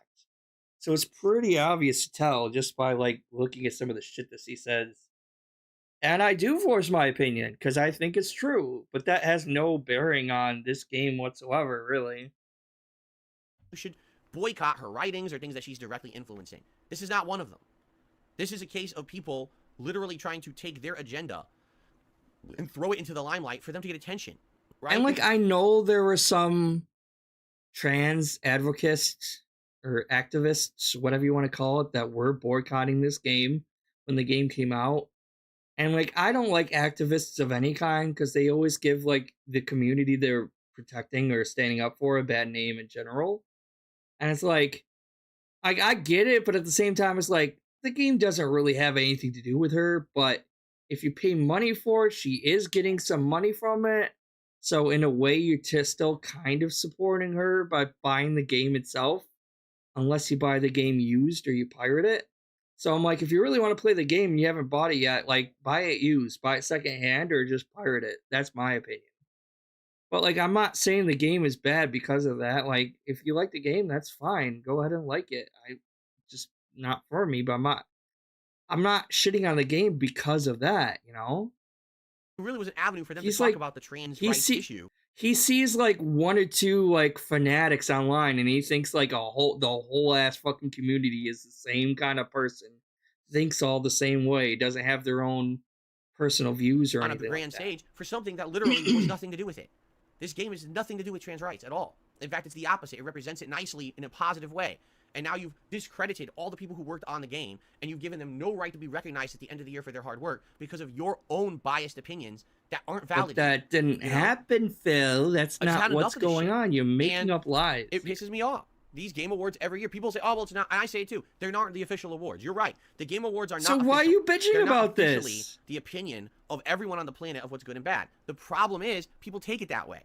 People will hear this game got game of the year. This game got no awards. And they'll just think, oh, that's factual truth that this game is great and this game sucks. And that's not the truth at all. No one thinks in any way. Only a Sith deals in absolutes, Phil. Only a Sith sees in black and white. No one thinks in black and white except for a Sith and you, apparently. Because, like, no one thinks that way. Not the truth. So, oh, it didn't win Game of the Year. That must mean it sucks. No. Who the fuck thinks that? You have to stop taking it like that, but people aren't that smart, There are lots of games that I like that never make Game of the Year, but I'm not going to think that they're shitty-ass games because of that. Like, what? You know what I mean? So, sadly, now we have the situation where one of the best-selling games of the year, where at the end of the year... It was not actually one of the best-selling games of the year, though. Sadly, Phil, it was not. Awards panned it For what? It Did didn't really actually help even sell that trans good, I rights by don't doing that? think. Like, how much advancement of trans rights do we have because now Hogwarts Legacy will not get a Game Award, right? I mean, what are you talking about? Your efforts could have been put towards something much more important and much more, you know. He is inventing a whole ass enemy, isn't he? He's like, he's literally just creating this enemy out of nothing. But hey, but who gets hurt? This straw man theory built on no evidence whatsoever. That actually did represent trans people fairly, but fuck them, right? Because at least you got your 5 minutes in of pushing your agenda, right? Wow, good for you. It's all about everyone and their own selfishness. It's pretty fucking sad in the world. Oh, about me. we're selfish, not him. He's not the selfish one, though. Everyone, no, I don't care about. But you got to give him money, as long as I get he deserves today, that right? money. That's what it is. But he's not selfish so, about it. It's pretty sad, and pretty sad guy. You know, it is what it is, and there's nothing you can do about that. You just put up with it. Okay, fair enough. All right. Anyway, I got the drip, go. I got the drip, You're fucking go. insane, dude. I got He's just like making shit up just to be pissed off at something, just for some excuse to be angry. Well, let me tell you something, brother. Snort, snort, snort, Kogan. Drip, snort, snort, drip, go. and by the way, I'll answer this because some people have been asking. Everyone's mentioning the shirts, right? So basically, I have like 2 different kinds of clothing that I've been wearing in the fall. The first are like. Oh, this is actually funny. I'm gonna turn this to normal. Button-down shirts, right? And those are nice. They look nice. It's something you would wear out when you're going. I mean, they don't really look that shirt, nice because they look like they're like 4 sizes too small for you, I've been Phil. wearing ones like this. They This is aren't your actually right a size. Sweater from Uniqlo. I told you guys before I moved to Washington State, a store had opened up in my local mall in Connecticut. It was called Uniqlo. It's a Japanese designer clothing store, and Okay, I've never heard of it. Connecticut. It was very cold in Connecticut all the time, particularly during, you know, the winter months. So I went there and I spent a lot of money. This is back in the day, you know, when I had a lot of money. I was a YouTuber. I was making tons of money back then, not like today. And basically, I went there and I bought a whole wardrobe. I bought, like, I'm not kidding, like 10 of these sweaters, right? And I bought like form-fitting shirts and all of this. Now, here's the thing. I didn't care how I looked. Back then, I wasn't on camera all the time, right? I didn't give a shit. So I just bought whatever I wanted to wear. I didn't care about what people would say about my looks or whatever, right? I didn't care. But you're... Now, here's the thing. Uniqlo, as you can see, is not thick. Look how thin that is. You see how thin this is? It's a very light sweater, but it is specialized so it's a long sleeve technology shirt. It's not a sweater. where it's like very small threads, and it form fits to your body, and it's incredibly comfortable and soft and warm. It's all about comfort and warmth. That's what Uniqlo's about. They even have shirts that are like very... Okay, but like maybe you're getting older to the point where like if you want to wear a form-fitting shirt, that's fine, but maybe you should wear something over top of it because it's kind of revealing every single fucking curve of your body, and most people don't want to see that when you're like on screen all the time every single fucking day. You know, like it's one thing if you're just like going out shopping or whatever, and it's like fuck it, you know, like if you don't want to look away, but like when you're on screen all the time, how like he is, like this looks like a fucking undershirt, like one of those like wife beater, you know, like you know how those like wife beaters, they're not called that anymore. I think like the you know what I mean, like the ribbed white undershirts that people wear, the men wear, and they're pretty tight, so they kind of form fit to your body. But most people fucking put a shirt on over top of that because that's an undershirt. That's what this looks like. Thin shirts. Excuse me. They have shirts that are very thin shirts, but they keep you warm. They call it like... It's very thin shirts, like almost like your thin skin, huh, Phil?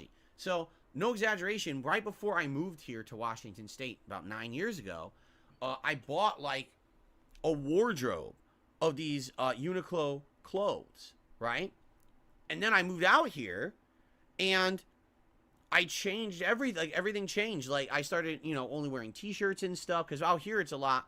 The same old nasty ratty fucking t-shirts that he had from like 15 years ago. Out here than it was in Connecticut. In Connecticut, it was always super cold, snowy, icy winters all the time.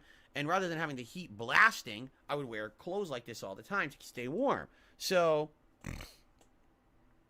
basically, I had this wardrobe of clothes. All right. Like I'm on the heavy side. I'm gonna admit that. I'm a bigger person. I'm not gonna like. If I like, I'll wear a form-fitting shirt, but I'm gonna wear a shirt over top of that. I'm not gonna show myself on camera with a super tight form-fitting shirts because no one wants to see that.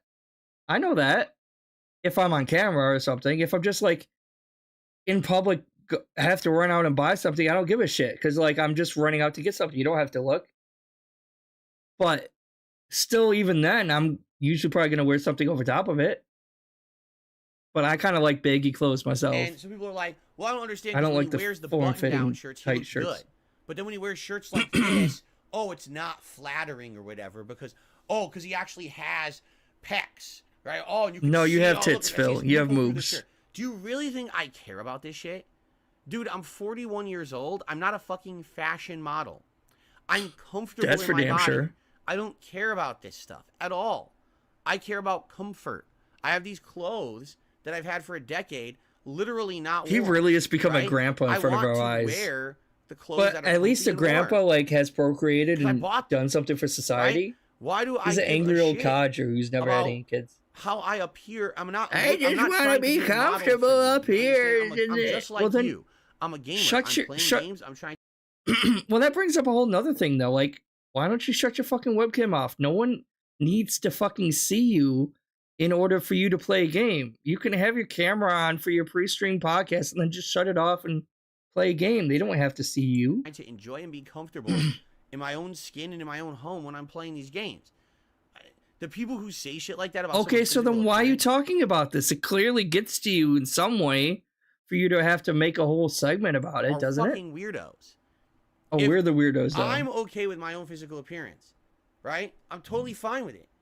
Why wouldn't other people? Why are people so weird and obsessing over it? Because they're the ones that are fucked in the head. Yep, another insult about fucking mentally ill people. It's not like it's just a funny little thing to make a joke about. No. We're the fucked up ones in the head, and we need to have the white They're coats just come and get us weirdos. because it's like his favorite fucking insult that he can have throw. weird, It's the only perverted, insult he can really disgusting throw, thoughts. honestly. And they should, they should be fucking chastised for that, rather than say, oh yeah, let's make fun. What are you making fun of?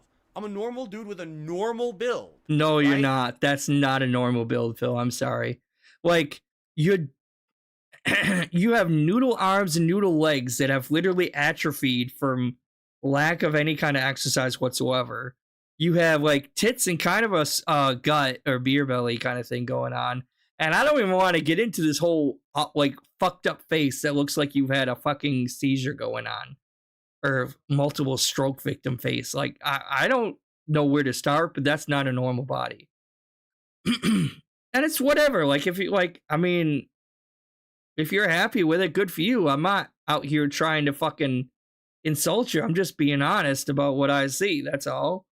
And I think it's funny, so I make a joke every once in a while. Like all these other detractors. It's not like we're purposely trying to get under your fucking skin, but I mean, if it does bother you, I mean, maybe No, you're I'm not self-conscious. skinny, but I'm also not fat. I got like kind of a mid build. I've actually lost a lot of weight in the last 2-3 years. Oh I my lost- god, he's still harping on this whole lost weight thing. Like, first of all, like, yeah, he claims he's lost like 20 to 30 pounds. That's not that much weight to lose. That like 20 to 30 pounds, like maybe your face might look a little bit thinner or something, but that's not like your whole body looks drastically different kind of weight.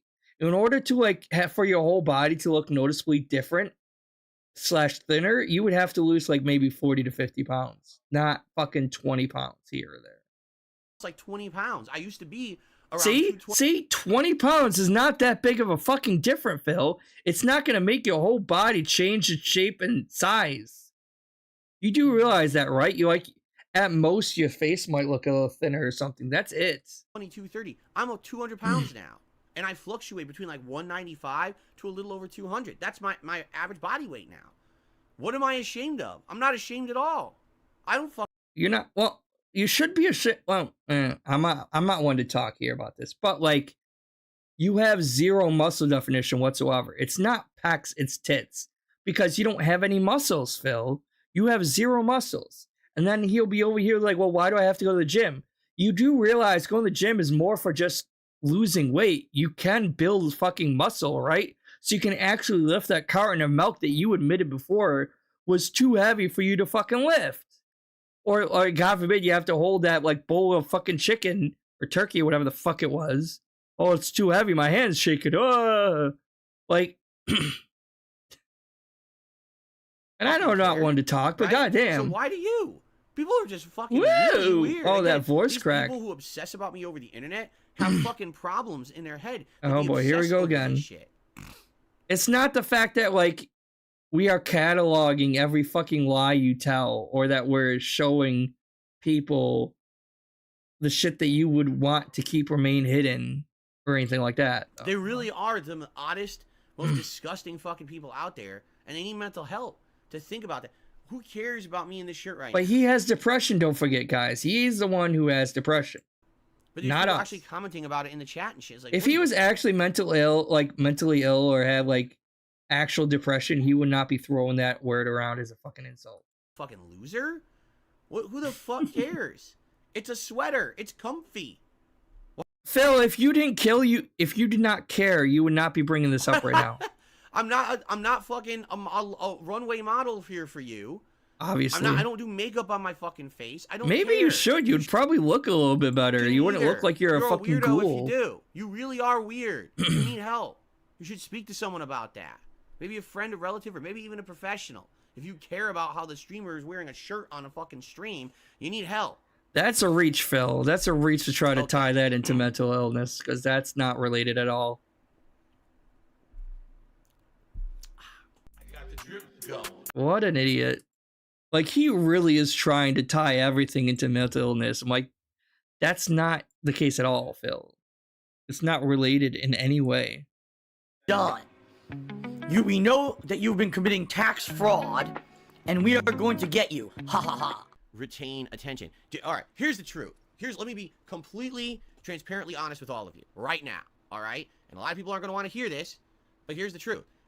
Every time he says, here's the truth, let me be completely honest with you, here's a transparent truth, I'm going to be transparent right now, it's a lie. Every time. Because either this one here's the truth and every other fucking thing he says is a lie, or it's just, but no, it's like the fact that you have to reiterate that, it's a lie. It's been slow recently on my streams. If you haven't noticed, number one, I got sick. I ended up losing out on a giant week of gaming when, number one, I was playing all the hot new releases. I got sick. Don't fucking say you got sick. I've had a cough for like almost 2 weeks, motherfucker. You were sick for like 3 days, and then you were fine. I don't want to hear you bitching and complaining about being sick. But he complained about being sick for like 2 months. Freaking Halloween marathon. Every year, traditionally, You'll be talking in January about support. I got none of that this year. I lost big money. All right, none of it, and it sucks that I lost out on that.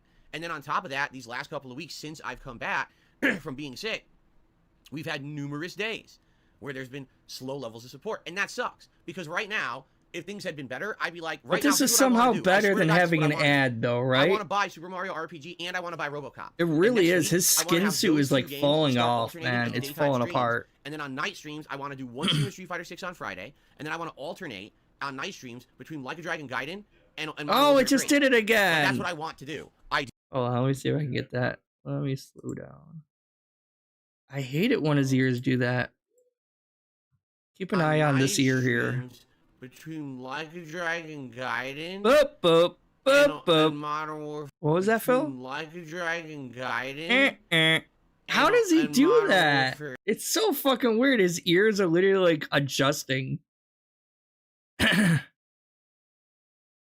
hate the injured pointed that shit out, and now I can't unsee it sometimes, man. But how am I supposed to do that when I've literally just went through 2 weeks of slow stuff and I lost out on a whole week of streaming because I was sick? You know what I'm saying? I can't wait for the money.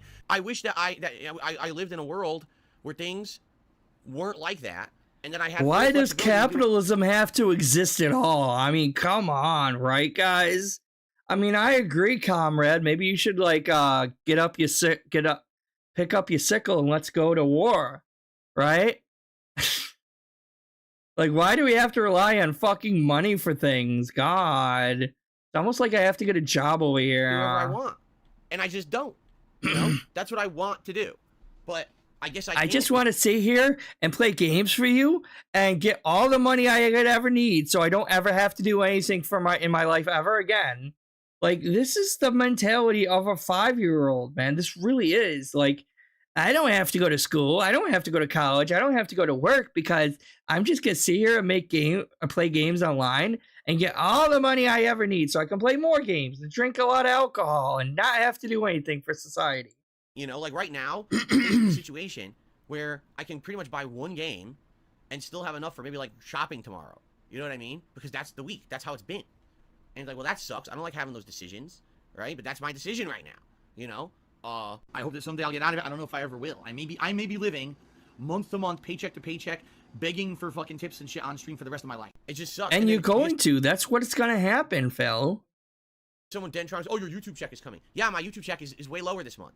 Because I missed out on the end of October. I was way low on memberships. I was low. I missed out on a week of super chats. I missed out on a week of everything. And don't let all this fucking lying get to you, because, like, let's be honest, he's still clearing 6 figures a fucking year. That is plenty for anyone to live off of, especially when it's just him and Kat has her own damn job as well. Like, it's not like he has a whole big ass family full of a bunch of kids or whatever. He is making plenty of money that he could make this fucking work. So either one of two things. Either he's totally lying to you and actually has money saved up, or, and let's be honest, the more likely scenario is he's just living way, way outside of his fucking means by spending tons of money on stupid shit that he doesn't need. Because I was sick. This is the story you won't hear from most YouTubers, is that when you run your own business like this, right? Sadly, when you are sick, there's no sick pay, there's no days off, you just suffer for it. So I was sick, and not only was I completely laid out where I couldn't work, now it will have this ripple effect for months and months, and it sucks ass. I hate this. I wish that this was the opposite, and right now I could be like, guys, things are going good, so you know what? I'm gonna buy both games. You could just get a real job, and then you would actually have sick We're gonna have pay. a week of all new gameplay on the day streams next week, right? And it's funny because I'm not kidding you. I got a comment on my podcast yesterday, and I just read it this morning. Here was the comment. You ready? I swear, this is the comment. Phil, no other content creators seem to have the limitations you do. Everyone else out there will buy a game and play it for like a stream or two. That's their testing period, okay? During those 2 first sessions, they determine if it's a game that they like, if it's a game that their viewership likes, if it's a game that will have longevity and people will want to keep watching, and if people support it. And basically within 2 streams, they determine that. And if within 2 streams, that game has slowed down or they're not liking it, their audience doesn't like it, if there's not enough support, they just drop the game, okay? Now, as you guys know, that's not me. That's never been me. Because you can't handle your money. Right? I kind of commit to trying to finish it. There are a few exceptions to that, for There's sure. a lot of But for the exceptions. most part, You've wage when I quit a start lot. game, What are you talking you about? guys know, excuse me, you guys know that the case is that I always try to finish it. Regardless of what my idiotic hate watchers say, it's the complete opposite. Oh yeah, are you gonna back this up when you inevitably rage quit Baldur's Gate 3, Phil? Are you gonna say that then? Like, I'll be like, oh no, I can't keep playing this game. I got other games to play, dude. Probably have fewer quitting of playthroughs than most content creators on this fucking platform, and especially for someone who's been around for 15 years, I probably have maybe more because completed they know playthroughs how than to most actually anybody. manage their All right? money, and But they ain't wasting all their hear from the fucking morons out there money that literally say the on opposite, WWE despite no evidence champions. of that. So that's the thing. Now here's the thing, with that philosophy, okay? If I adopted that philosophy, all right, I feel like it would be a double-edged sword. I do feel that in some ways that would probably benefit my business better, because if I'm trying everything, if I just throw everything at the wall and I see what sticks and what doesn't, right? And what's going to stick and make and work, and what's not going to stick, and what will fall down the wall or whatever, fall off the wall, correct? You're going to end up with winners. You're going to end up with Not from you, Phil. playthroughs You're of not what you entertaining see enough. those, and that's why you stuck with them, right? You're going to end up with half playthroughs, but that's okay because people got bored of it. Then you don't get right, and then you're going to end up with games that you just tried once or twice, like whatever. But at least I tried it, right? So that way I at least have an opinion on everything. But the problem here is, I'm not a big streamer. That's really the problem. But you have an okay? opinion on I don't everything have the anyway. Even if you haven't where played in it, a you week still I have an can buy opinion 3 on games. it. This week, like An I said, right now, incorrect opinion, okay? but still. Right now, what I would like to do is buy both Mario RPG and RoboCop, play both this next week. That would appease everyone, because you get people who wanted the RPG that I originally planned, and if people don't like that RPG, come back tomorrow playing an action game with RoboCop shooting shit, right? And that would be fun. So you get the variety. The problem is, look at the situation I'm in. As of now, I have none. Like, I'm all drained out because I bought so many games this month, and I got 2 more games I gotta buy this month. So any tip contributions are very much appreciated, my friends, and thank you for them. Okay, for 2 weeks now, I've been behind everything when it comes to what I would normally have this time of year for my business, and it sucks. It's It the sucks. most I want to have the wonderful time of the year. Right? So it's very frustrating. You know, right now I don't have the flexibility to do what I want. I wish I did. It's right. You know, it's funny because I say to you guys, well, we had a slow day. It'd be great if we can pick it up tomorrow, and then we have another slow day. Well, why do you think I say that? Because this is why. Because you're trying to get more money off of your fans, and you're making your bills and finances their problem. I don't have the flexibility to do what I would love to do for you guys. This is why I say this kind of stuff. And of course, people always take it the wrong way. Well, that's Phil being ungrateful. Well, that's Phil this and that. Yeah. That's Phil being greedy. No, it's Phil wanting to do what's best for the viewership and for the No, business. it's you being greedy. And it sucks. You know, this sickness is really holding me back. It blows. Tell me about it. You know that I was sick. What can I do? It was the worst cold I've had since I was in my 20s. Likely it was COVID, right? It probably was. And there's maybe you should have got fucking tested like I did then, Phil. I had a cold that turned into a cough that I'm still fighting, but I did a at-home COVID test, and it said it was negative, so it was not COVID. But guess what? This cough has been, it's not now, it's going away slowly, but when it was at its worst, it was worse than when I did have COVID. So about it. You just got to push through it, which I'm doing, but it seems like I just haven't been able to recover. You know, when it comes to this aspect of it. I'm here. I've been here since what, November 3rd? So I've been here almost 2 freaking weeks since I missed the time. But here I am. So stop bitching about it. Now I can't come back in the way that I want to, you know? Oh my God. That's the worst feeling. Now, if you wanted to help, yeah, support the streams. Oh my God. And then back to begging. Why not? Then maybe I could get both games. It really is, because we'll never know if it was COVID or not. It probably wasn't. I would, if I had to guess, it wasn't COVID. It was just a normal fucking cold. Because there's a lot of colds and viruses going around right now. But I did at home COVID test. It was not COVID. I eventually went to the urgent care about it. They said that there was some kind of virus going around and that it was probably ended up turning into bronchitis.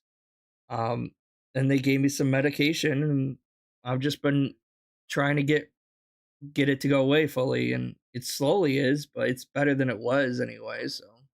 And then when I say that, oh my God, now Phil is e-begging. He's a terrible person. You are e-begging. Well, sorry that I'm honest. I'm a small-time streamer, man. Oh, I'm honest, dude. I'm honest. You know, I'm not like I'm a small-time streamer. I'm only making 6 fucking figures a year.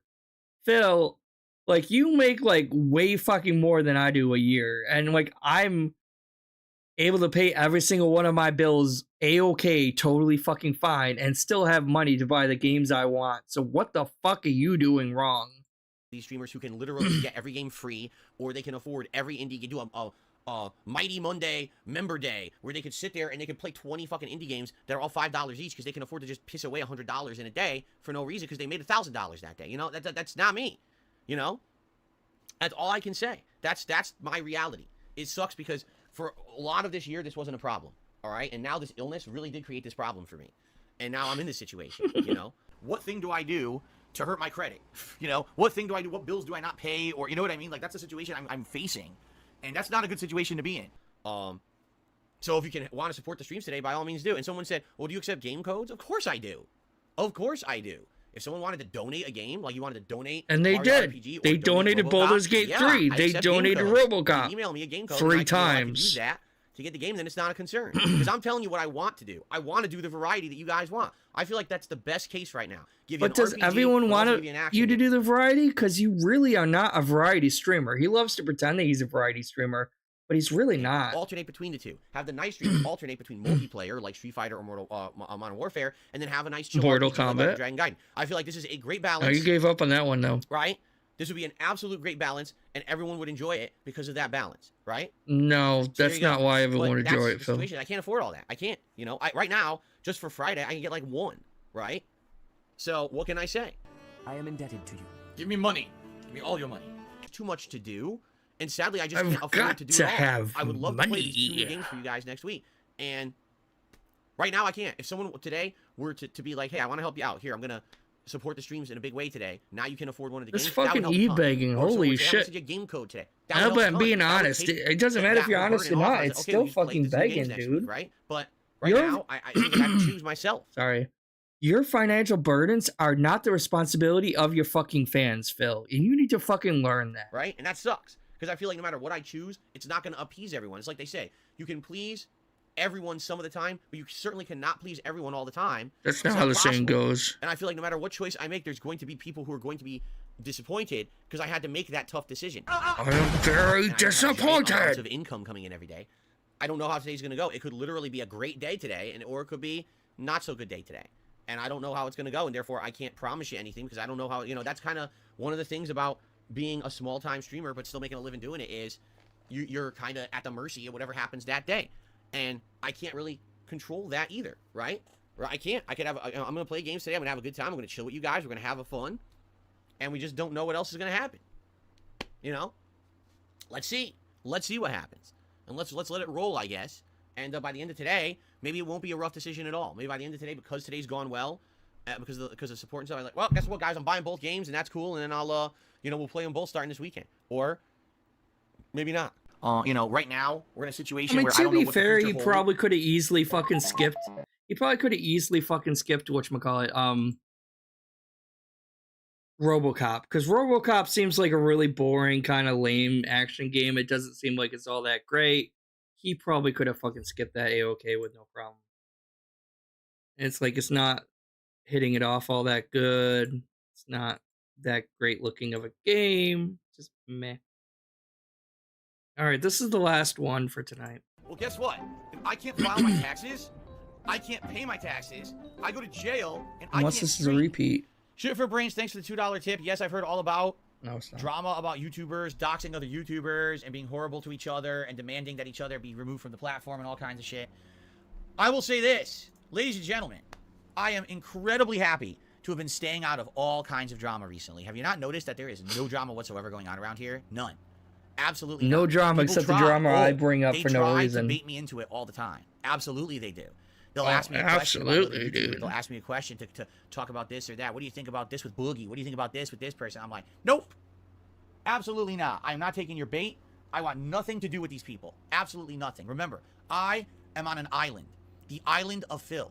I live here by myself, and my community can watch what I do here, and that's it. I want nothing to do with any of these other fucking people. I'm in an island, even though I'm really not. They're all nuts. Seriously, they're all fucking crazy.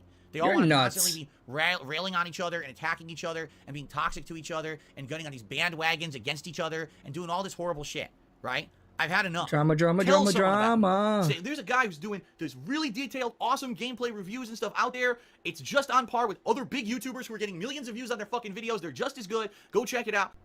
I've really had enough. So earlier this year, you know what happened. You guys know all about all the nonsense that happened with an interview and trying to pull me into a podcast and trying to pull me into this and that. And I said, enough is fucking enough. You wanted the interview, though.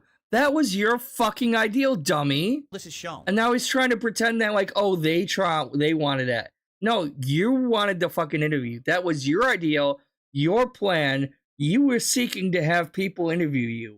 And that's how that started. So that's entirely on you. Is that all these people are all in it for themselves. All they care about is their own personal gain, very short-term personal gain. Because if anything, what they realize now is that drama-style shit is very flash-in-the-pan, instant, gratification style attention that just goes away. Maybe a little bit, and now it... The moment that the drama side dies down, these people are no longer pertinent. No one gives two fucks about them anymore. It doesn't matter how many... Is that so? At least people caring about them for some period of time before they went away. Unlike you, who never had anyone care about you. So they do. It doesn't matter how many fucking, political rants they go on. It doesn't matter. And I'm talking about a lot of people in general. It just sounds like he's talking about himself right here, though, doesn't it? Like, he just went on a bunch of political rants I showed. Like, what the fuck are you talking about? It's a lot of people this year that have tried to pull me into stuff. They've outright threatened me. I got threatened this year with all kinds of shit. It's like, are you out of your mind? Who threatened you, Phil? Give us the information. Who actually threatened you? And just plays games and talks with you guys about silly stuff every day. Why on earth, of all the people on the planet, to go after a threat, why would you threaten me? You see me as a threat that you have to threaten me? Me, Joe Nobody, Mr. 300 views on a stream. Who threatened you, Phil? Show us fucking proof, because I don't believe anyone fucking threatened you at all. You think I'm a threat that you have to come and threaten me, right? These people are just out of their minds. Show us proof instead of just bitching about nothing. Several days into some horse shit on the internet about me, no one cares. Like, literally no one with a brain cares. No one's gonna fucking... Oh, this is an old one. We're here to have fun with games. It's all I was ever here for. And if anything, You know, the fact that when I pulled out of all that drama earlier this year. Oh, he right? pulled out, the all fact right. That they continued and tried to keep pulling me Just back like his in mother is should. just absolutely crazy, and I think it's Oh! representative of how those people are versus me. I want nothing to do with that. I just want to make content for my community and have a good, chill time with all of you every day. Those people, the only attention they can ever get for themselves is to create more drama.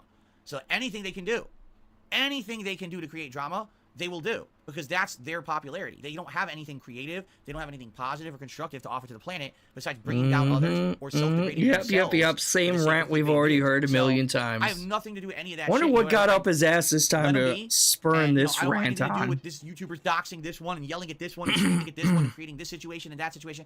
Let them all do it forever. They're all crazy. They're all mentally ill. They're all jerking themselves off. No one cares. Blah blah blah. We get it. Everything that I've said over the years is true. Everything that I've ever said about this stuff is always correct. But people it's always correct. I've never lied, except for the many times I admitted I was lying to you guys to protect my family. Like, Phil, you've been proven that you were lying multiple times, to the point where everyone, like, you're a well-known for being a compulsive fucking liar, and no one can actually trust any of the words you say. How do I phrase this? Your word alone is not enough to disprove or not defund. What's the right fucking word? Disprove anything. Because, like, we need actual evidence for you to disprove something, not just your fucking word on the subject. That's not good enough. You need to actually provide evidence. And he can't back anything up. Believe Darksydephil because they turned me into a negative meme, so he's a clown, he's a joke, he doesn't know what he's talking about. Everything I've said about this shit is always correct, all right? Nope. Earlier this year, I was repeatedly threatened about a podcast, correct? Which I never had any intention of ever being a part of, right? Then I was offered to be a part of a different kind of podcast that was going to be way more positive than this toxic one, and I said I would consider it. Then the whole thing flipped on its head, and I was attacked by the people who wanted me in the podcast. What happened? You know, they're just out of their minds, these people, all right? But anyway, it's this simple. Everything I've said is true. What did I originally say? I said the whole reason that any podcast was ever going to work is because I was part of it. That's it. I was the linchpin of the whole project because I'm the one who sits here and does a podcast every day. I'm the one who I know could direct the boat. Phil, I hate to tell you, but like Keemstar has way more experience running podcasts than you do. And I don't even fucking like Keemstar, but it's just true. What you think you call a podcast is not a podcast. It's just you rambling on stream. The same thing Boogie and Wings do. Boogie, Wings, you guys all just fucking talk on stream or on video or whatever in front of your own Hugbox audience all the time. That's not why they wanted you on that podcast, Phil. That's not why that podcast supposedly would have been more successful with you on it, Phil. They wanted you on that because you're fucking batshit delusional insane. And your crazy fucking outtakes that have no bearing in reality whatsoever would have been entertaining for the podcast. You would have been the fucking monkey. You would have been like, oh, watch the monkey jump. Oh, the monkey said a funny. Ha ha ha, ain't that funny? They would have been making fun of you. That's the only reason why it probably would have been more successful if you were on there. Because, like, yeah, because you're fucking insane. You are fucking delusional and you don't live in the same reality the rest of us do. Every single one of your hot takes, your political takes, any of your opinions and takes are insane. Literally insane. And provingly incorrect. I don't know what the right word. Objectively incorrect. Factually incorrect statements that you 100% believe in. And these are proven to be incorrect, but you will die on those hills. You are one of the most delusional of all the Lolcows. That's why they wanted you. Keemstar was targeting your detractors. He was targeting your detractors and fans, mostly your detractors and haters, because he knew they would watch the podcast if you were in it. They didn't give it. No one gives a shit about this little fucking podcast that you fucking run. That's not why they wanted you on there at all. At all. No one wanted you on there because of that. They wanted you because you're fucking insane. You're delusional, man. You're fucking not living in the same reality the rest That of would us make the are. show interesting, right? Without me, it doesn't work. So they tried to do a podcast without me. Where is it? It's out. They're talking about you on it. It's not a good podcast, but that's not because you're not on it. It's just because there's no direction for that podcast. Keemstar doesn't really care that much, it seems, and he's just fucking like, no one's running the boat of that podcast accurately. That Tommy C guy doesn't know what the fuck he's doing. There's no communication between any of these people. And Keemstar is kind of like on and off about it. So like he's not really putting his full weight into it. So it's like, it's just a wreck, a train wreck from the beginning, because it wasn't that good of an idea to begin with, to be honest. And fucking Boogie and Wings are just kind of boring. And if you were on there, you would run away after the first episode, because you would think you would be the cock of the walk and like think you're like the best guy on there, and you would get shown up and made fun of like every 5 fucking seconds. But it's out there now. Where is it? Where is the podcast? Doesn't exist. Actually, it does. You I know? can show you where it is, So Phil. fuck them. That's why I want nothing to do with any of these people. Let them all go off the deep end. Let them all rot. They all toxic people. They're all in for themselves. They really don't care about the success of anyone else outside of their own bubble. They're all self-preservation fucking people, and they can't see past the tip of their own nose. So let them do what they want to do. Self-preservation type people. Think about that. Self-preservation people. Maybe you should start thinking in a more self-preservation type mindset, Phil. Maybe you should actually be doing that.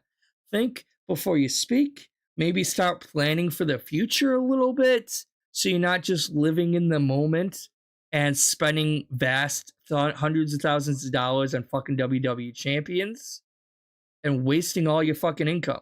Leave me the fuck alone. I want nothing to do with any of them. But apparently no. What's crazy is there's these people who I have never said a single negative thing about, ever, in my entirety on the internet. In fact, I've only said things but praise or positive things, and even they go out of their way to say negative shit about me. So you know what? Well, that works both ways, Phil. There are people who have never said a goddamn word to you, and you block them on Twitter like a fucking bitch.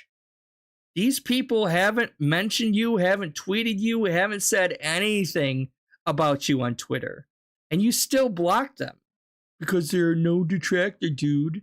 Because you have such fucking thin skin. Fuck them. I want nothing to do with them. I love drama. Drama shit. I love it. I crave the drama. Let them rock. Like I said, they're all gonna fail. They're all gonna disappear. There's nothing I can do about that, right? I mean, let them go and let them say what they want to say and do what they want to do in their own bubbles. I have nothing to do with them. So why do you keep bringing them up? Why do you keep talking about them? You constantly... This is like a mantra of his. It really is his mantra. Nothing to do with this at all. I'm done with all their nonsense and drama. I'm here to make fun gaming content, to do some current events, you know, to talk it up and have a good time with my audience. That's how I've always been. By the way, if you haven't noticed, I never have myself involved with these other people's drama and bullshit. And this is why. You know, this year was a case in point. People, oh, why don't you branch out? Why don't you try this? Why don't you try that? Yeah, look how it worked out. Right? The moment I even considered it, it just completely extrapolated and blew up with a bunch of bullshit, right? So, but for the most part, I think I've managed to stay the fuck out of that bullshit zone, okay? I'm just never gonna waste time on this shit ever again. There's just no point. I'm happy where I am, you know? And it's funny too, because as I told you guys, I still get contacted by people who say, oh, Phil, I want you on an interview. I want to do this. And I say, okay, let's do an interview. But by the way, I did an interview in March. The interview covered all the drama topics everyone's interested in.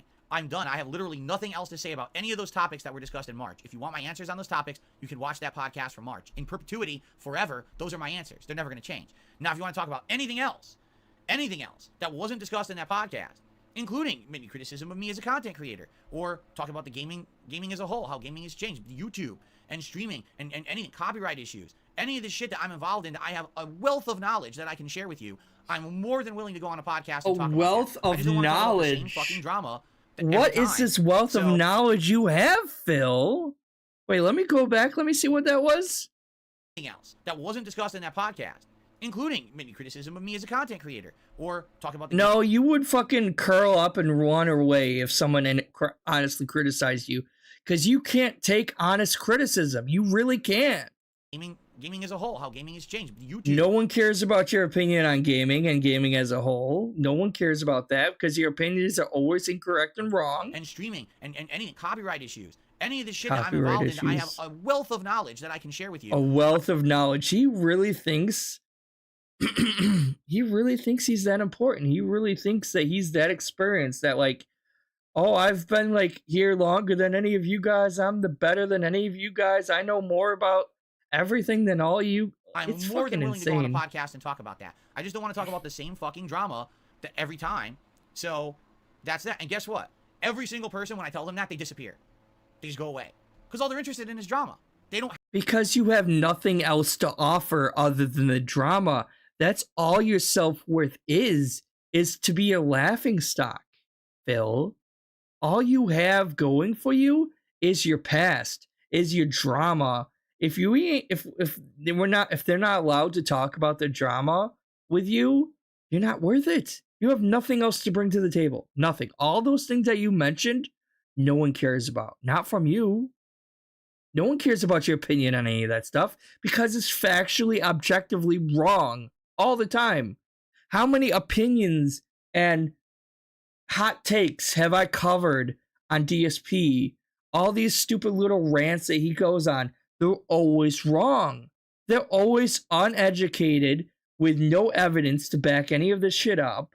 Just insane fucking rants of a madman. That's all it really is. Have anything to add. They don't have any fucking content to put out on the internet. All they do is they regurgitate drama. Why would I be fucking upset that one person says something stupid? To get clickbait views on their garbage. So they want nothing to do with me because I don't have anything to do with drama. I'll talk about any topic you want. I have lots of lots of knowledge, lots of experience, lots of stuff to offer. Lots of offer. I have lots of offer. You don't have anything to offer, Phil. Anyone's podcast, and you really don't. No one is interested in that. Lots of offer. Yeah, so I'm done. Like I said, that's it. I don't care about YouTubers doxing each other. Don't care. I'm done with that. I don't care about from this fucking vortex of horse shit. I want nothing to do with these idiots. Nothing. Let them all fucking spin in the toilet together and get flushed at the same time. Oh, spin in the toilet. Sit and spin. And the rock against which everything splashes. Oh my god. And as everyone else erodes and falls away, I'm still here. 15 years, guys. That's not a good thing, dummy. Oh my god. So he really thinks he's untouchable, isn't he? He really does. Like, hold on. I'm sorry. We're almost done. Don't worry. He really thinks he's untouchable. He really thinks this is something to brag about. This is boast-worthy, guys. 15 years he's been here.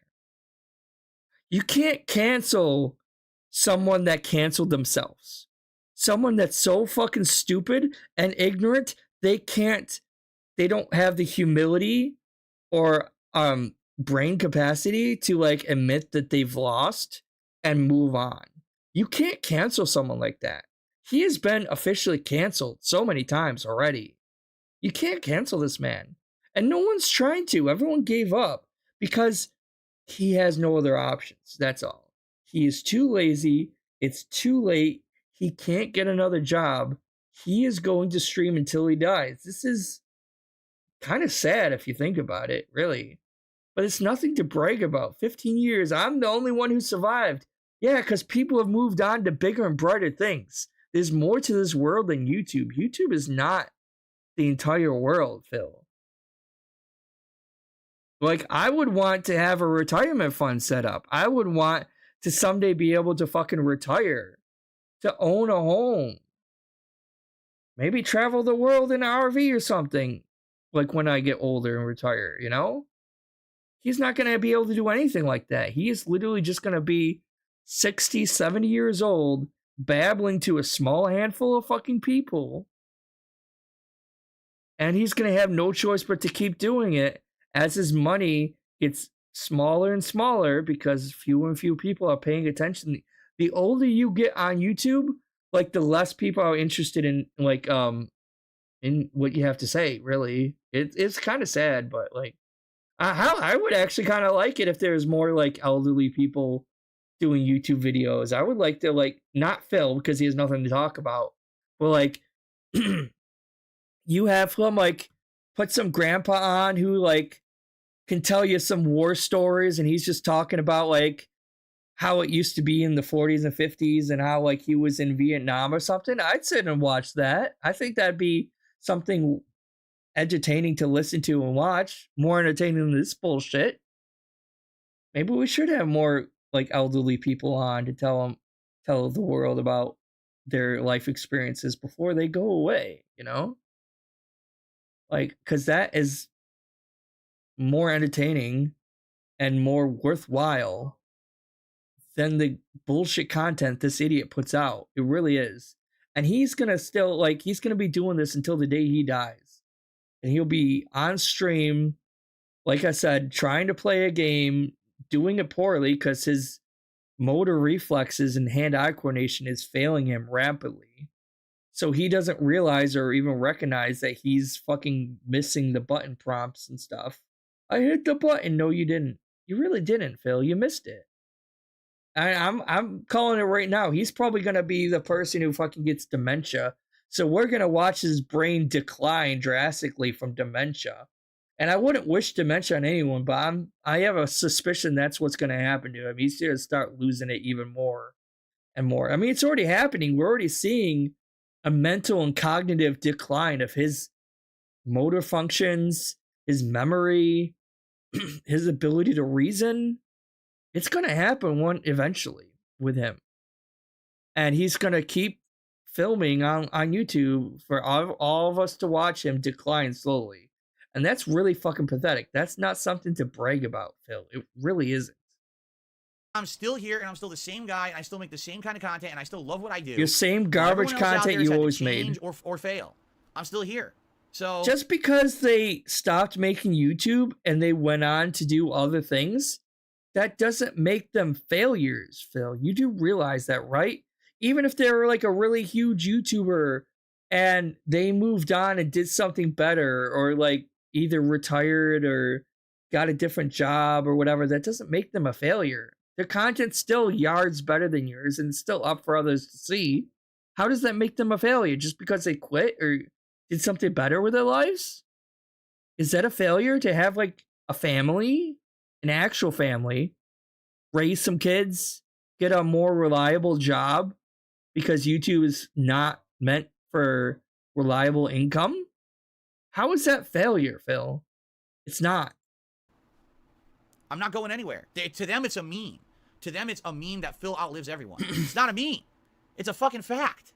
It is. You know? And that's not a good thing, though, at this point. My existence on the internet is the guy who's been here for 15 years and is still not going anywhere and is still making the content and is still going on. Because you have no other choice, Phil. We've already talked about this. You have nothing left for you anywhere. Even if YouTube, like, if YouTube goes down, he is so fucked because he has nowhere else to go. And he would have gone back to Twitch already if he could have gotten an affiliate, because I guarantee you he already tried to enlist an affiliate status again and failed. I guarantee you already tried to do that. So like he's fucked if YouTube goes away. And this isn't a good thing, Phil. You have no other options other than this. Right? I still make a living doing it. So I think that's something to be proud of, and you can meme it as much as you want, but it's still I'm true, memeing it, right? And it's not a good thing. Will fall apart, be erased, and go fade into obscurity, and I'm still here. Better to, what was it, like, the brightest flames burn out quickly, but they're more remembered than ones that burn forever. Something like that. I don't know.